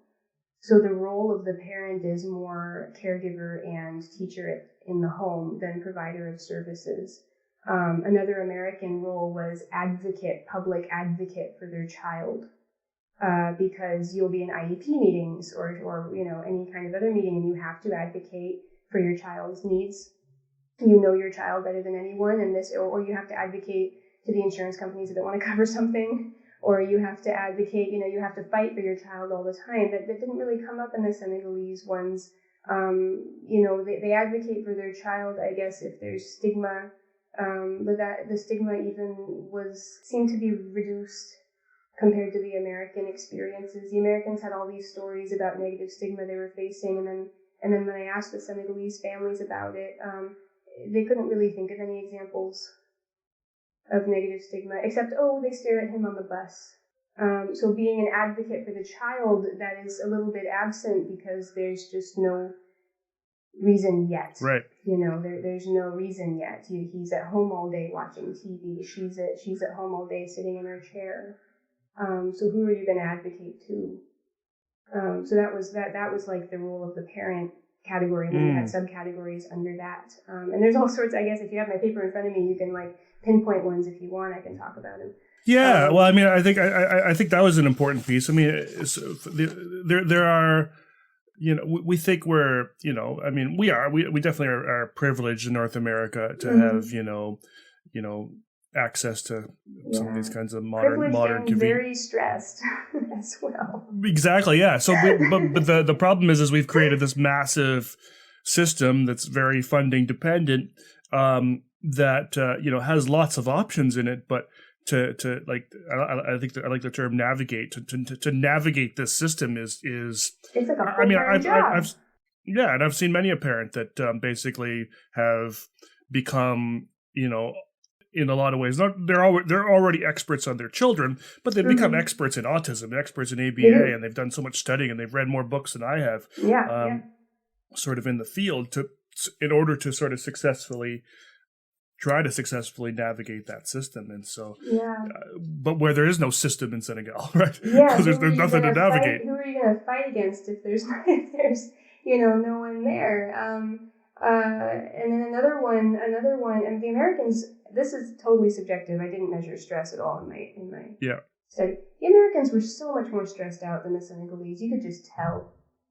The Senegalese had other emotions going on. I don't want to say it was all like happy joy. Like obviously their child is sitting at home all day. How can you not? But the Americans, they were like their days were so full and so scheduled down to every half hour. One, because they have to organize all these things, but two, childcare in the U.S. is ridiculously expensive, and it was not doable for a lot of the families that I was interviewing. So the parents had to juggle their work schedules around their child's needs, or one parent would have to stay home while the other parent works, and the lack of childcare was a massive source of stress. I believe, we got to do, that's actually been proven in the U.S. Across several studies studying stress in parents raising children with disabilities, and I'm assuming any child. The lack of childcare is endemic in the U.S., and it's incredibly difficult for small families. Remember, these are usually nuclear families, mom, dad, kid. It's very, very, very difficult to navigate and to maintain a sense of calm and order. In Senegal, you've got like the whole entire village raising the child. You have infinite childcare. It's free. So most of the parents, they would work full time. They would go and leave, and then come back in the evening, and it was fine. There was one American family who lived like that. One American mother who was in a household of like 7 adults, and so she had like the grandparents and everybody there, and they helped raise her child with her. And her stress level, just talking, was reflective. Her tone of voice was reflective of the Senegalese families. You could tell she was moving a little slower, and she, in a good way, and the stress level was lower. So that would be a variable to look at if we're going to do like a quantitative study based on assessments, in Africa, is stress levels. I think the stress sources in Africa are from different sources. So you do have stress, but it's not that hectic, manic, okay, I have to be here in 15 minutes and over there in 20 minutes, and it's not that hectic source of stress. It's like a completely different source. Totally. The social themes and sub-themes were particularly interesting. We know that most, families of autistic kids in North America, struggle socially. They, don't really have a social life. They don't get out with their friends. They can't, have a night out. They can't sort of, even sort of getting together in these parent groups or whatnot that exist and are available for a lot of folks is difficult because you have to come up with childcare. You have to have all those pieces in place. That was a theme in my paper, I think. Yeah. and so I thought it was amazing that I was reading through that whole section on social isolation and the things that parents go through. And then there's one sentence at the end of that section. This theme did not occur among the Senegalese. Nope. You are the opposite of socially isolated. You are surrounded by people 24/7, no privacy even in the bathroom. Yeah, which can be its own source of stress, I believe, if you never have any alone time. But the culture has, evolved around that. The culture values alone time. If you spend too much time alone, they'll say, "Oh, you're like a white person. You're like a tubak, which is white person. You're not familiar." It's like, and I know a lot of Senegalese people who do spend time alone and on their projects, but I think in general, shutting yourself in a room by yourself for hours is considered like tragic or inconsiderate to the family. There's totally different values there. And, living in a host family or in a Senegalese family as someone who's used to privacy is definitely something that you need to shift. It's something that you need to get used to. But the poor American mothers, some mothers said that they were chained to their houses. They couldn't leave their homes because their children couldn't leave their homes and they had no childcare. So they didn't get to ever leave. Whereas in the Senegalese culture, you have someone walking through the door, I'm not kidding, like every 20 minutes. The door is unlocked. A lot of doors don't have locks. You just walk in. They don't have locks. You just walk in, and everybody's walking in and walking in and walking in, and you end up seeing, and you pass by. It's called pass by. Like when we pass by this person's house, pass by that person's house. There's no appointments. You don't have to set a time. There's always going to be someone home because there's 12 people there. Someone's going to be home, and you just pass by, and people drop by your house, and so you see the whole community within a day. You see all of it. That's and so they cool. have these structured, they have tea time. Tea time lasts 2 hours, and you can have it up to 3 times a day. And that can fill, the tea is called ataya, and that can fill a lot of time. And that is the time when people can pass by and take a cup of tea and leave or sit and talk. And that's when everybody can connect with one another. And that's where all the resources are passed all around. That's where everybody sort of recenters themselves emotionally, maybe, or in their community. So if you're a child growing up in that, you get used to having people around all the time, and parents get used to just having that support unit. Senegal is excellent. It has excellent internal resources in the community and the family. Fantastic. Yeah. The only thing that's missing is the external resources, like schools and therapies. Yeah. But in some ways, those might be kind of less important, Yeah, it depends where you're standing. It depends sort of, what your priorities are. Yeah, I don't know. I don't know the answer to that one.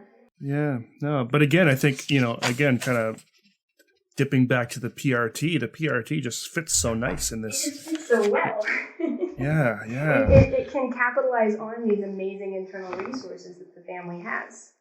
Lots of sort of the sub-themes around social. So whether it was social spousal tension, social tension outside the home, sources of social support, not that none of those things, were ever a problem, but it just seems so much less in Senegal.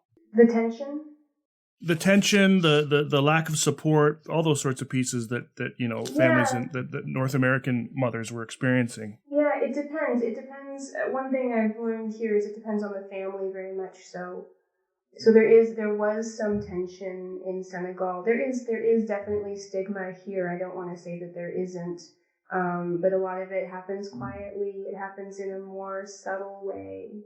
It's not like the stigma or the tension that you hear from in other countries where there's violence. You don't hear stories like that in Senegal. Not saying it doesn't happen. Again, I'm a foreigner, and people are very selective on what they tell me because I'm a foreigner. But you'd think in 4 years that I would have heard something, something more stronger.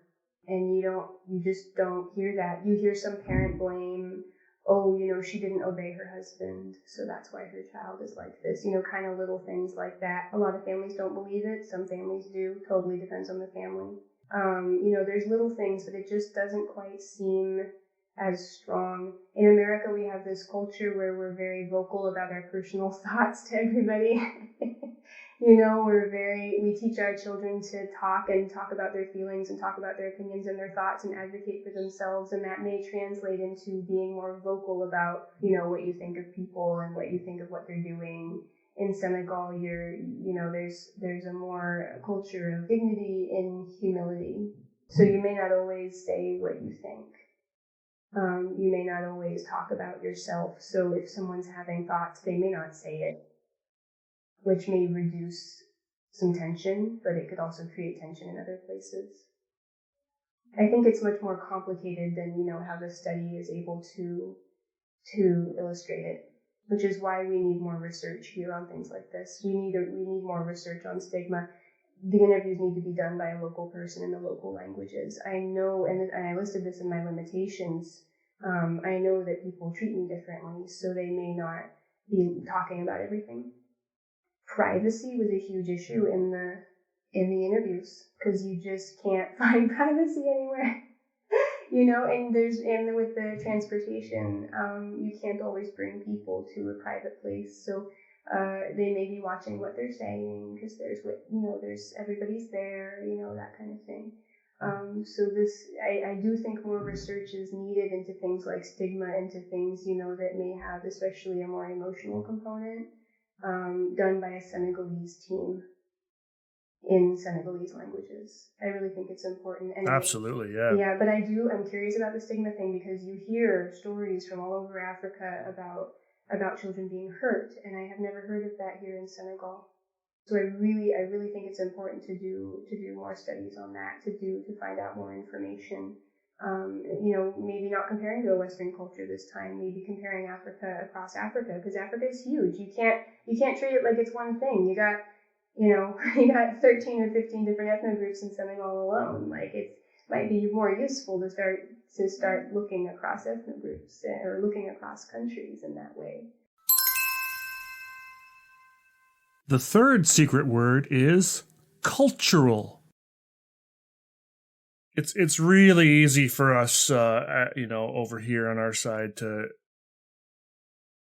look at Africa as just being a country, a single country. I've met people, grown adults, who don't really realize that there's like countries in Africa.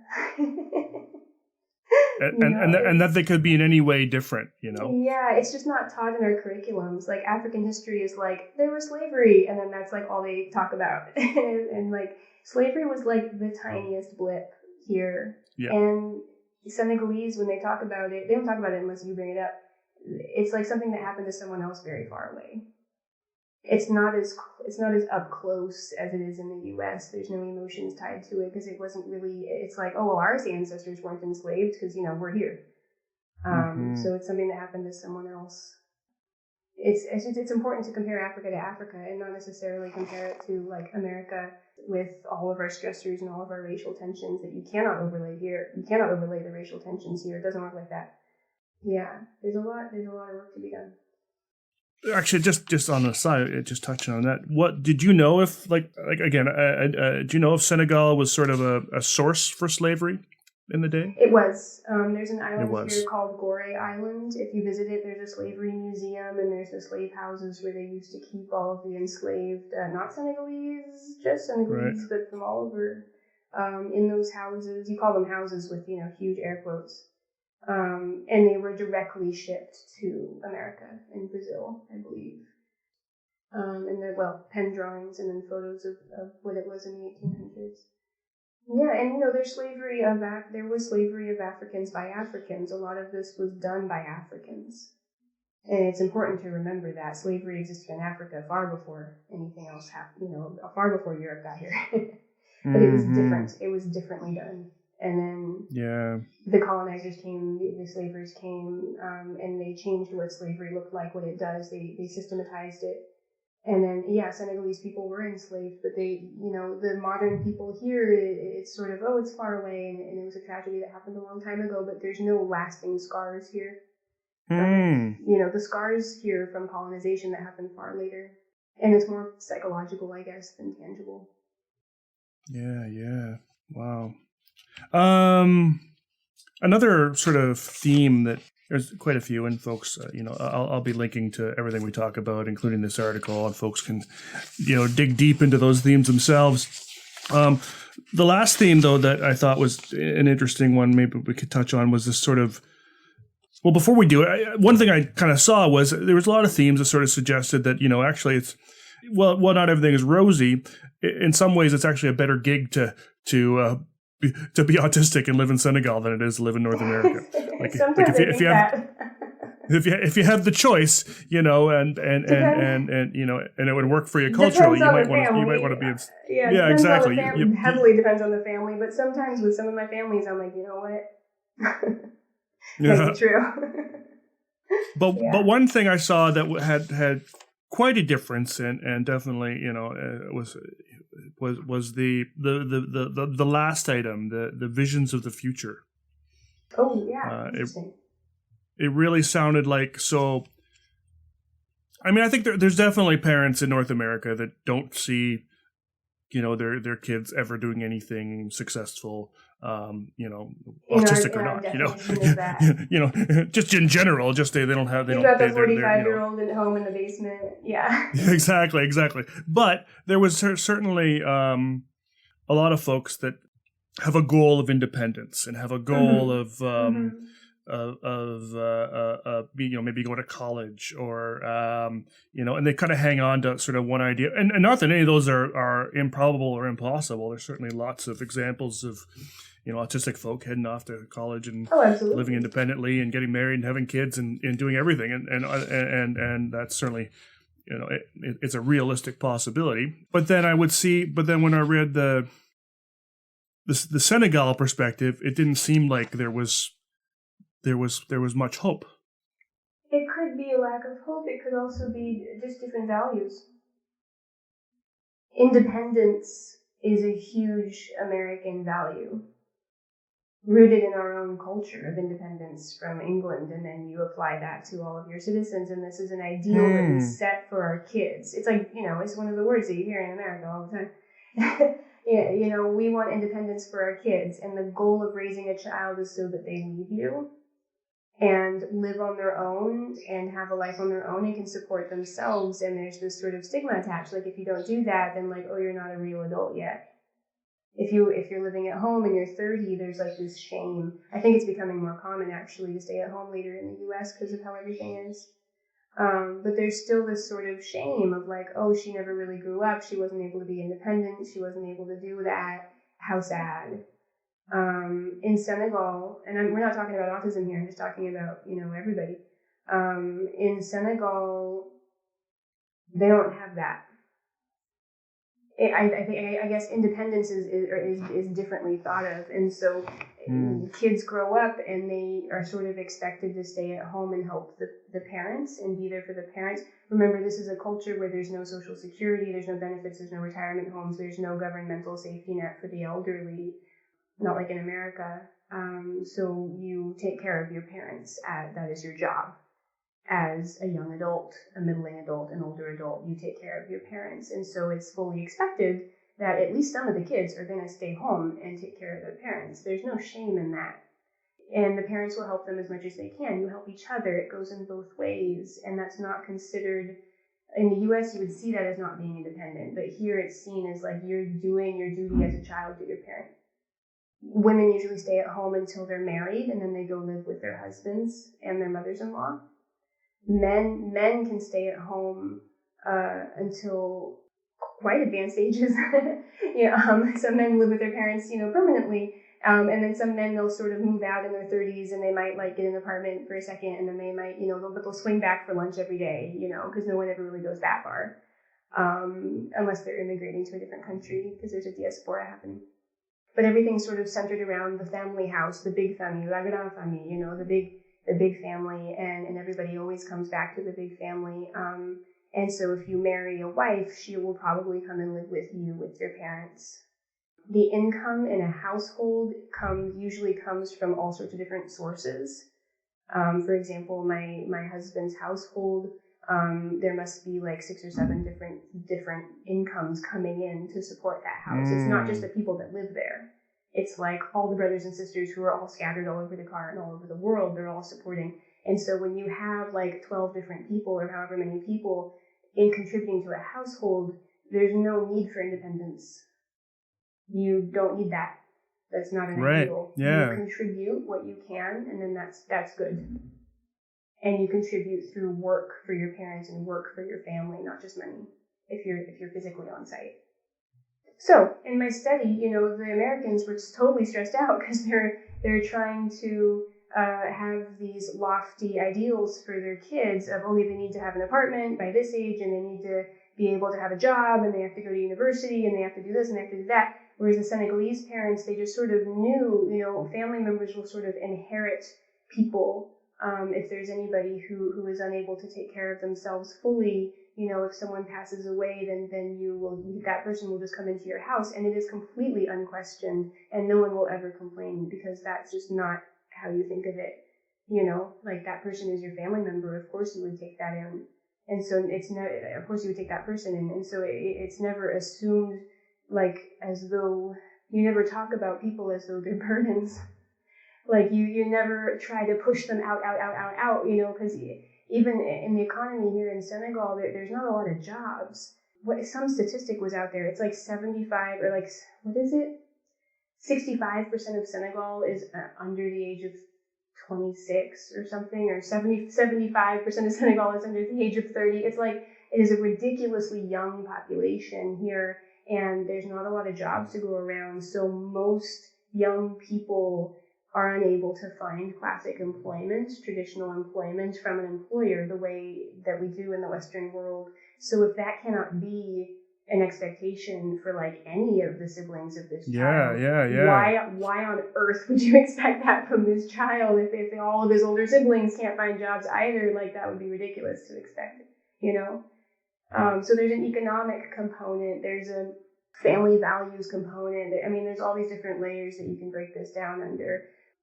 In the end, the American parents are totally stressed out trying to find permanent housing for their kids, and the Senegalese parents aren't really thinking about that. No, not at all. Yeah. Yeah. It's so cool. I mean, it makes me think about sort of situations where I've been in, or in sort of sessions where I'm supervising someone, and they're working with a family that, comes from a different background, and they want to focus on some sort of priority, skill that the BCBA thinks is really important, sort of a basic, kind of a basic, so maybe like toileting, or sleeping, or an eating behavior, like using a fork, and then wondering why the family is like, well, no, we don't want to work on any of those things, but they don't also explain why they don't want to do any of those things, possibly because of many of the reasons you suggested around the language. I mean, if you spoke our language, then you'd understand our story, sort of thing. Yeah. But you don't, and so we're not going to go there. And so then the BCBA is coming back. I don't know why they don't want to work on this. I really want to advocate for them to work on this. Because independence is always the priority all the time. Exactly. And so this whole conversation we're having is just such a. I mean, Senegal's, they've got a few people, but it's a small country compared to sort of everywhere else in the world. 14 million. And to have this sort of one country, one example of such drastically different, values and lifestyles and whatnot, just speaks to sort of. We talk so much about the importance of cultural humility, but until you start actually talking about a particular culture and all those little pieces that are involved, you don't. I mean, it's got a whole different meaning to me. It's rare to hear specific examples sometimes. I think because there's so many cultures in the world. Obviously, you can't just like list off everything. But like, I do think it's helpful, to give some illustrations on why these things are important and how you can actually apply them to actual literal situations when you're sitting down in front of a family who's different from you. 100%. And I can totally see, I see a value here. There's been a lot of talk recently, and I've enjoyed it, around venturing outside of ABA research, when we're trying to sort of do our work. So, there's been, for example, in trauma circles, there's a lot of encouragement of venturing into social work journals and social work research and that sort of thing, because you're going to learn way more about trauma through a social work lens than you are through an ABA lens. I hope that our conversation, I know it certainly will for me, but I hope our conversation, sort of gets people thinking that maybe they need to start looking at this kind of research more, and the qualitative research because you referenced quite a few studies of sort of things happening in different countries all throughout Africa around sort of a lot published around prevalence and severity and cultural things and that sort of stuff that I would never even think to sort of go to. And so I'm hoping this kind of opens up that piece. Before we kind of wrap up, and that, I know I'm almost talking like a wrap up, I did have one more kind of question going back to the first theme that I thought was really interesting, and that was around diagnosis. Now, we don't have to talk about diagnosis in the States. It's pretty clear kind of how that whole process works and the difficulties there for folks. But diagnosis in Senegal is quite different. Can you kind of touch on what that is and explain what a marabout is? I was going to say, there's two questions you could be asking. There's the Western path. Yeah. And there's the traditional path. And when you say diagnosis, which path are you going to go down? Every family has to face this decision in Senegal. There's traditional Senegalese interpretations of what's going on, usually spiritual. And then there's also, and this harks back to the resources that colonialization placed here, the psychiatric definitions and, all of that, and going into a more Western type diagnosis, which is what ABA is based on. So I don't know, which one do you want to start with? Well, from what I was reading, it sounds like a lot of parents start with the traditional and then end up in the other side. So maybe let's start with the traditional. I'm a little biased because my families are already here, which means they've already embraced the Western style. So I'm getting families who have either left behind the traditional methods or traditional interpretations, or who are doing it in tandem with the Western stuff.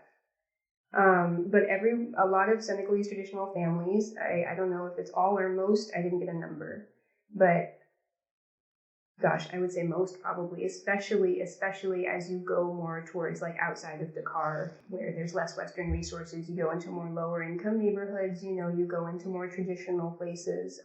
I'd say 100%. The first stop is usually the marabout. This is a purely Senegalese role of a spiritual leader, and I know again, I'm foreign, and I'm sure there's Senegalese people listening to this podcast today, so I'm really hoping I'm doing justice to the importance of this role, and I'm explaining this role accurately is sort of something very different from what we're used to. But it's a spiritual leader in the community, a marabout, and he practices Islam, so it's an Islamic leader. 90% of Senegal is Muslim, so 10% Christian, usually Catholic. So marabouts are very common because almost everybody is Muslim. This is a different individual from the individuals you would see at the mosque, the imam and the others.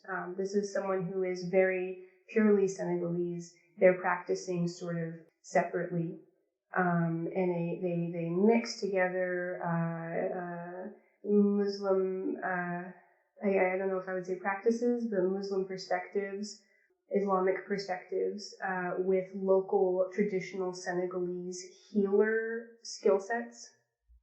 So before Islam came, there were healers, there were traditional healers, and those traditions sort of stuck around, merged with Islam, and then now you have the marabout. Some are more towards the religious side of things than the traditional. It depends on the marabout. But families can go to marabouts when they need help, and it can be they can give all sorts of kinds of help. They can give advice if there's family tension, if there's community disagreements. They can give spiritual advice, spiritual diagnostics, spiritual recommendations. They can like inform you on who to vote for in politics. You know, you can like, you know, if you have, I mean, anything, you know, you can go to them if you have a health problem. If you have a health problem, you can go to them, and they'll do their thing. I've never really seen in person how this works, so this is me coming from like 50 layers out. But they're very upstanding, highly ranked people in each community. And then they have, you know, there's levels. And so there's Marabout who are very, very, very high up. And then there are Marabouts who are more at a community level. I think there are also local healers that may be separate from Marabouts, but I think most people go to the Marabout. So if you have a child who perhaps doesn't know how to talk yet and he's already 6 or something, or if you have a child who seems to be behaving in a way that you find odd, you can take the child to the Marabout and they will give you a spiritual diagnosis and a prescription, a series of things that you do that may help the child. I read something about it being kind of like that autism was looked at as almost like a possession of some sort. That tends to be a popular diagnosis. Yeah. And there's different types of possession. There's like, and so they will tell the family what they think is happening. There's different types of spirits, with some with Muslim names, some not. It can be full possession, meaning it is a spirit. The child is not a child. The child is, right. Yeah, that's a little rarer. Usually, you find that in other countries, I think, more. But in Senegal, full 100% possession, like the child is not there anymore inside. That can be a diagnosis. But more what I've heard is the spirit is in the child's body with the child and disturbing the child. And then there's another one I'll talk about later, my favorite one. But when the spirit is with the child in their body. You know, they're causing the child to act differently. And the prescription will be to convince, and this is the word that was used, convince the spirit to leave the child's body and go back to the spirit world. Or just that some spirits live with us, you know, here on earth in this perspective. So just leave the child's body. Yeah. So they'll do these, so, you know, they get sections from the Quran and they will recite and they will do these, you know, they'll do these sort of exorcism ceremonies, where they will try to convince I think it's called a Rab, the spirit, to leave the child's body. These beliefs, and especially the more traditional beliefs that are going more away from Islam, they tend to start varying once you are talking to different people from different ethnogroups. One of the beliefs, this is one I believe that's more from the Serer, which is my husband's ethnogroup.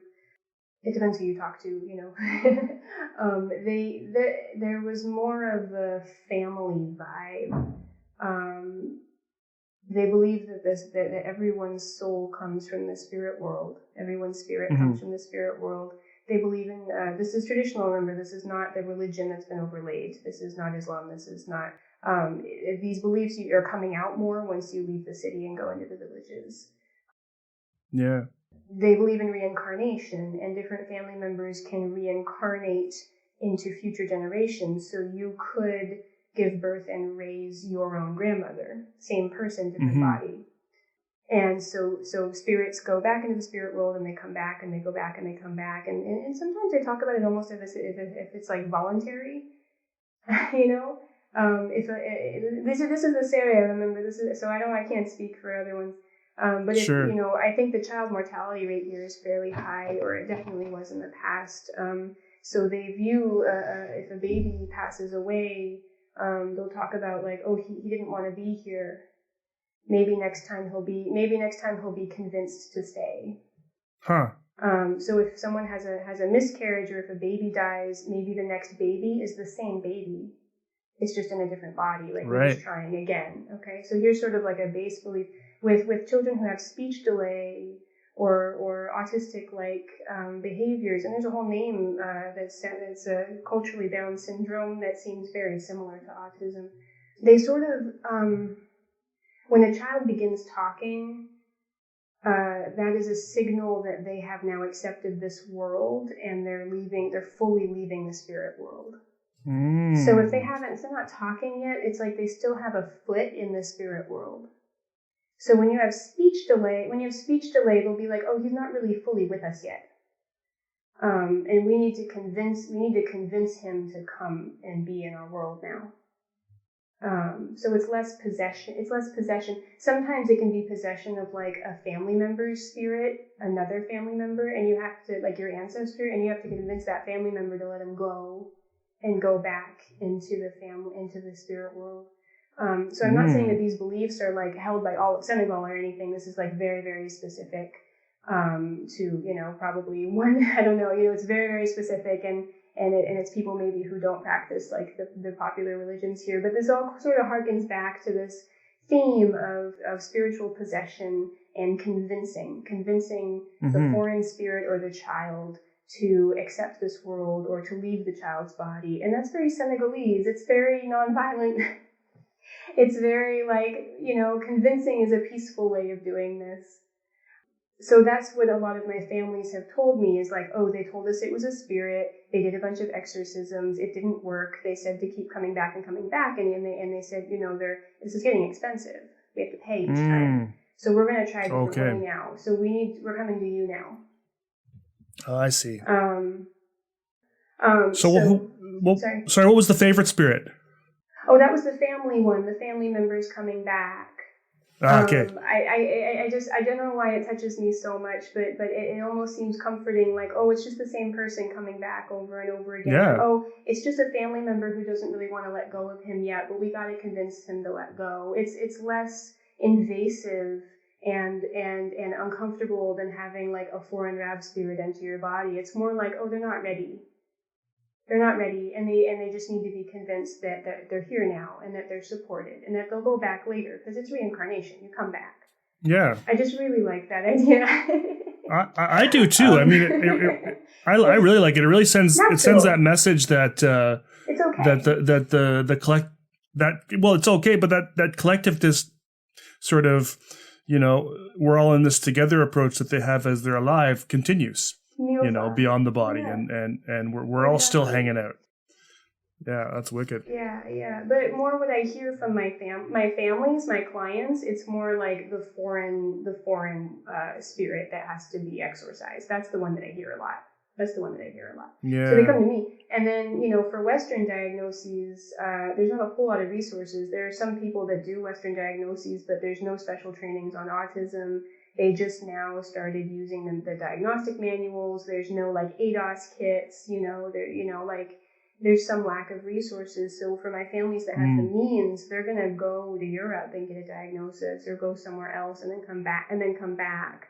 Not everyone has the means. So I'm not declaring a diagnosis of autism as necessary to receive my services. I simply do an observation and assess as best I can whether or not I can help this child as who he is, as what I can see based on his skill sets, because it can't really be based on a diagnosis.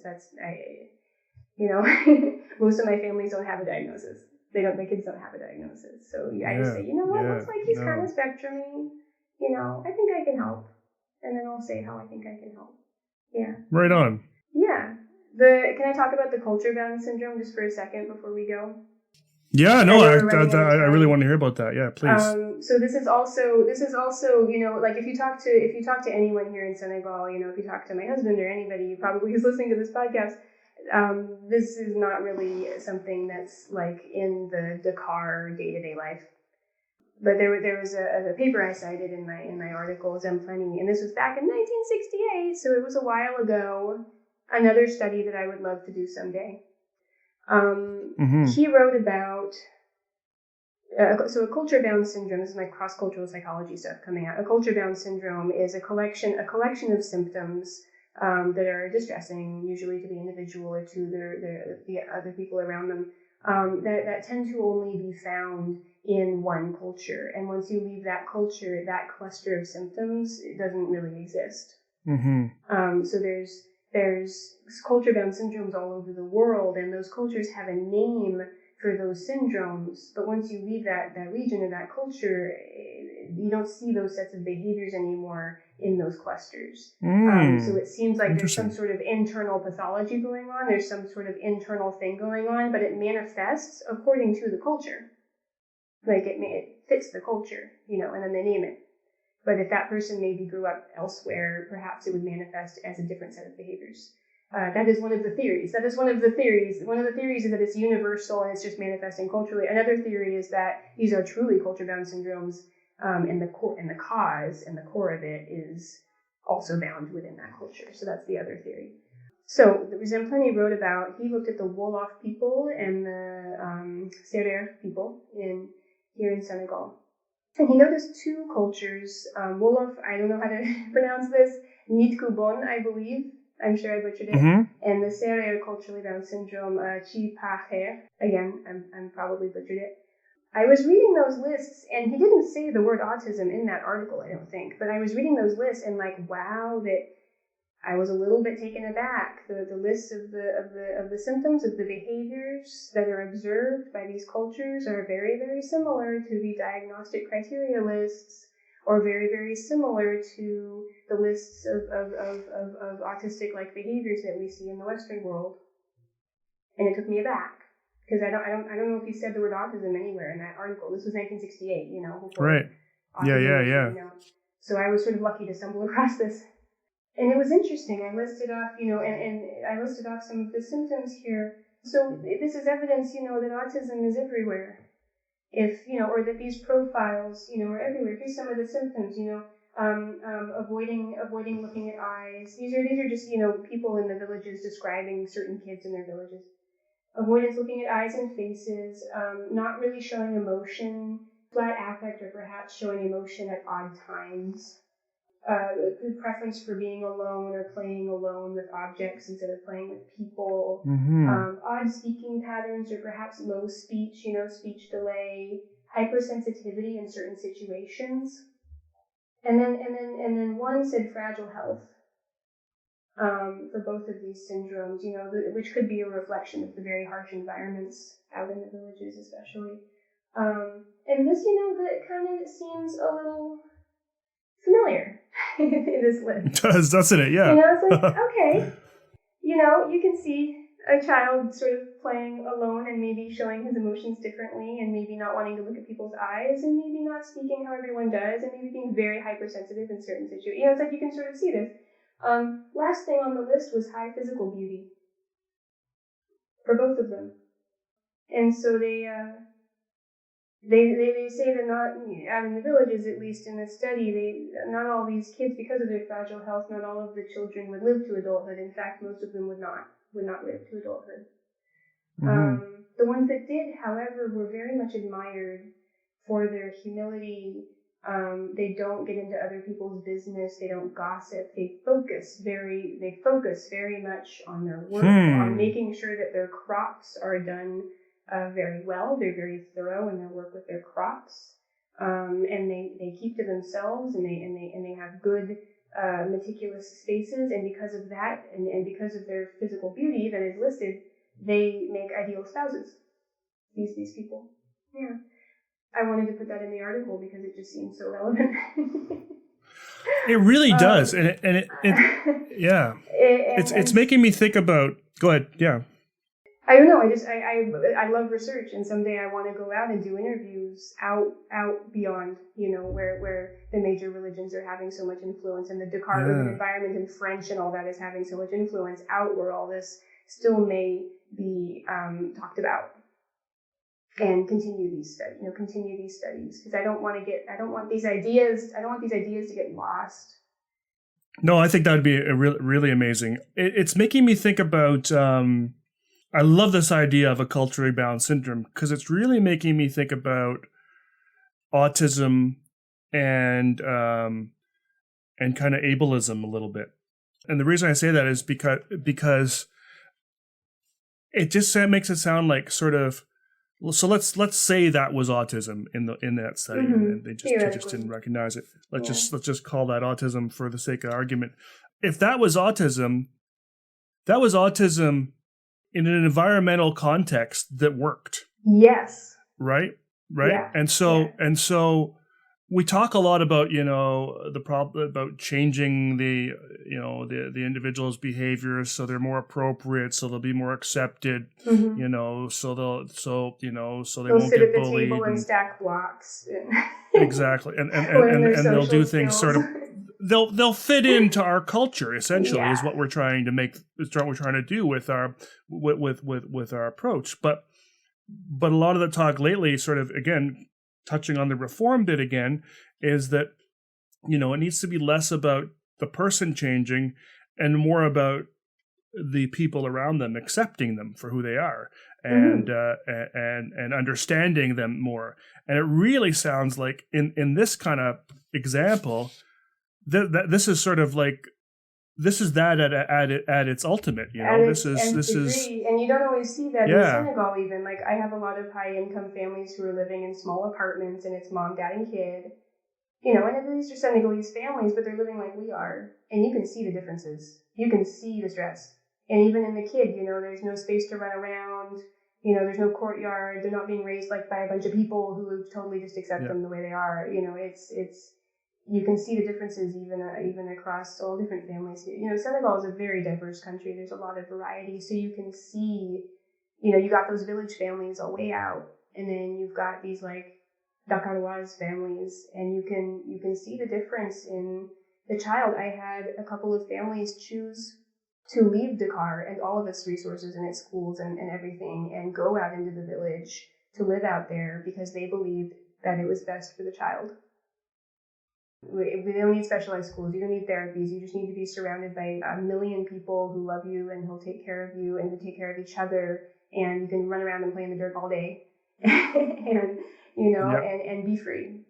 And that's what they chose for their child. They chose that freedom over structured education and conformity. That's so awesome. Okay. I respect that. Yeah, really cool. Really cool. Really neat paper, Addie. Really cool stuff that kind of came out of this. It only took 3 years to get that thing out. Yeah, well, it's not a short one, so I get that. And there's a lot of components here, and just a really neat way of kind of to look at this stuff and really get folks thinking about how important cultural humility is and how much more work we have to do to kind of if we want to really provide good quality kind of client-centered services, there's a lot more exploring to do. Exactly. You have to know exactly how big the world is. You can't really see yourself until you start looking at other people or until you start looking at yourself from other people's perspectives. And we're sort of encased in our little bubble in the US, our cultural bubble, our ABA bubble. Once you start looking at it from the outside, they think we're crazy. Yeah, absolutely. Absolutely. You can see exactly, you can start defining things very well. And the first step is defining, what to change. A lot of the reform communities, they say, okay, autism awareness is great. We've got autism awareness. That's fantastic. What we need now is autism acceptance. And that's where we're at in the Western world. Yeah. We need autism acceptance. And I think a lot of people, they believe that they're there, but perhaps they're not all the way there yet. And there's a lot of self-examination that may need to happen in order to get 100% of the way there. Whereas in 1968, it was already accepted. At least in that study. You should see how these French people write about how these older colonialists wrote about people here in Africa. You can imagine this was not a flattering paper, and I left a lot of that out because I didn't want to color that with their bias. But they did have some important lessons, I think, that we can take from it. Really cool. Thanks a lot for doing this with me. This was really neat. Thank you for inviting me to speak. I really enjoyed our conversation here, and I hope that the listeners get a lot out of it. Totally. And just excited to see what's coming next in Senegal and across Africa. And looking forward to that too. Breakneck speed over here. We got construction happening outside of my room here. We're developing so fast. That's right on. Good. Okay, cool. Well, maybe we'll leave it there. And yeah, thanks again. Okay, take care. Thank you.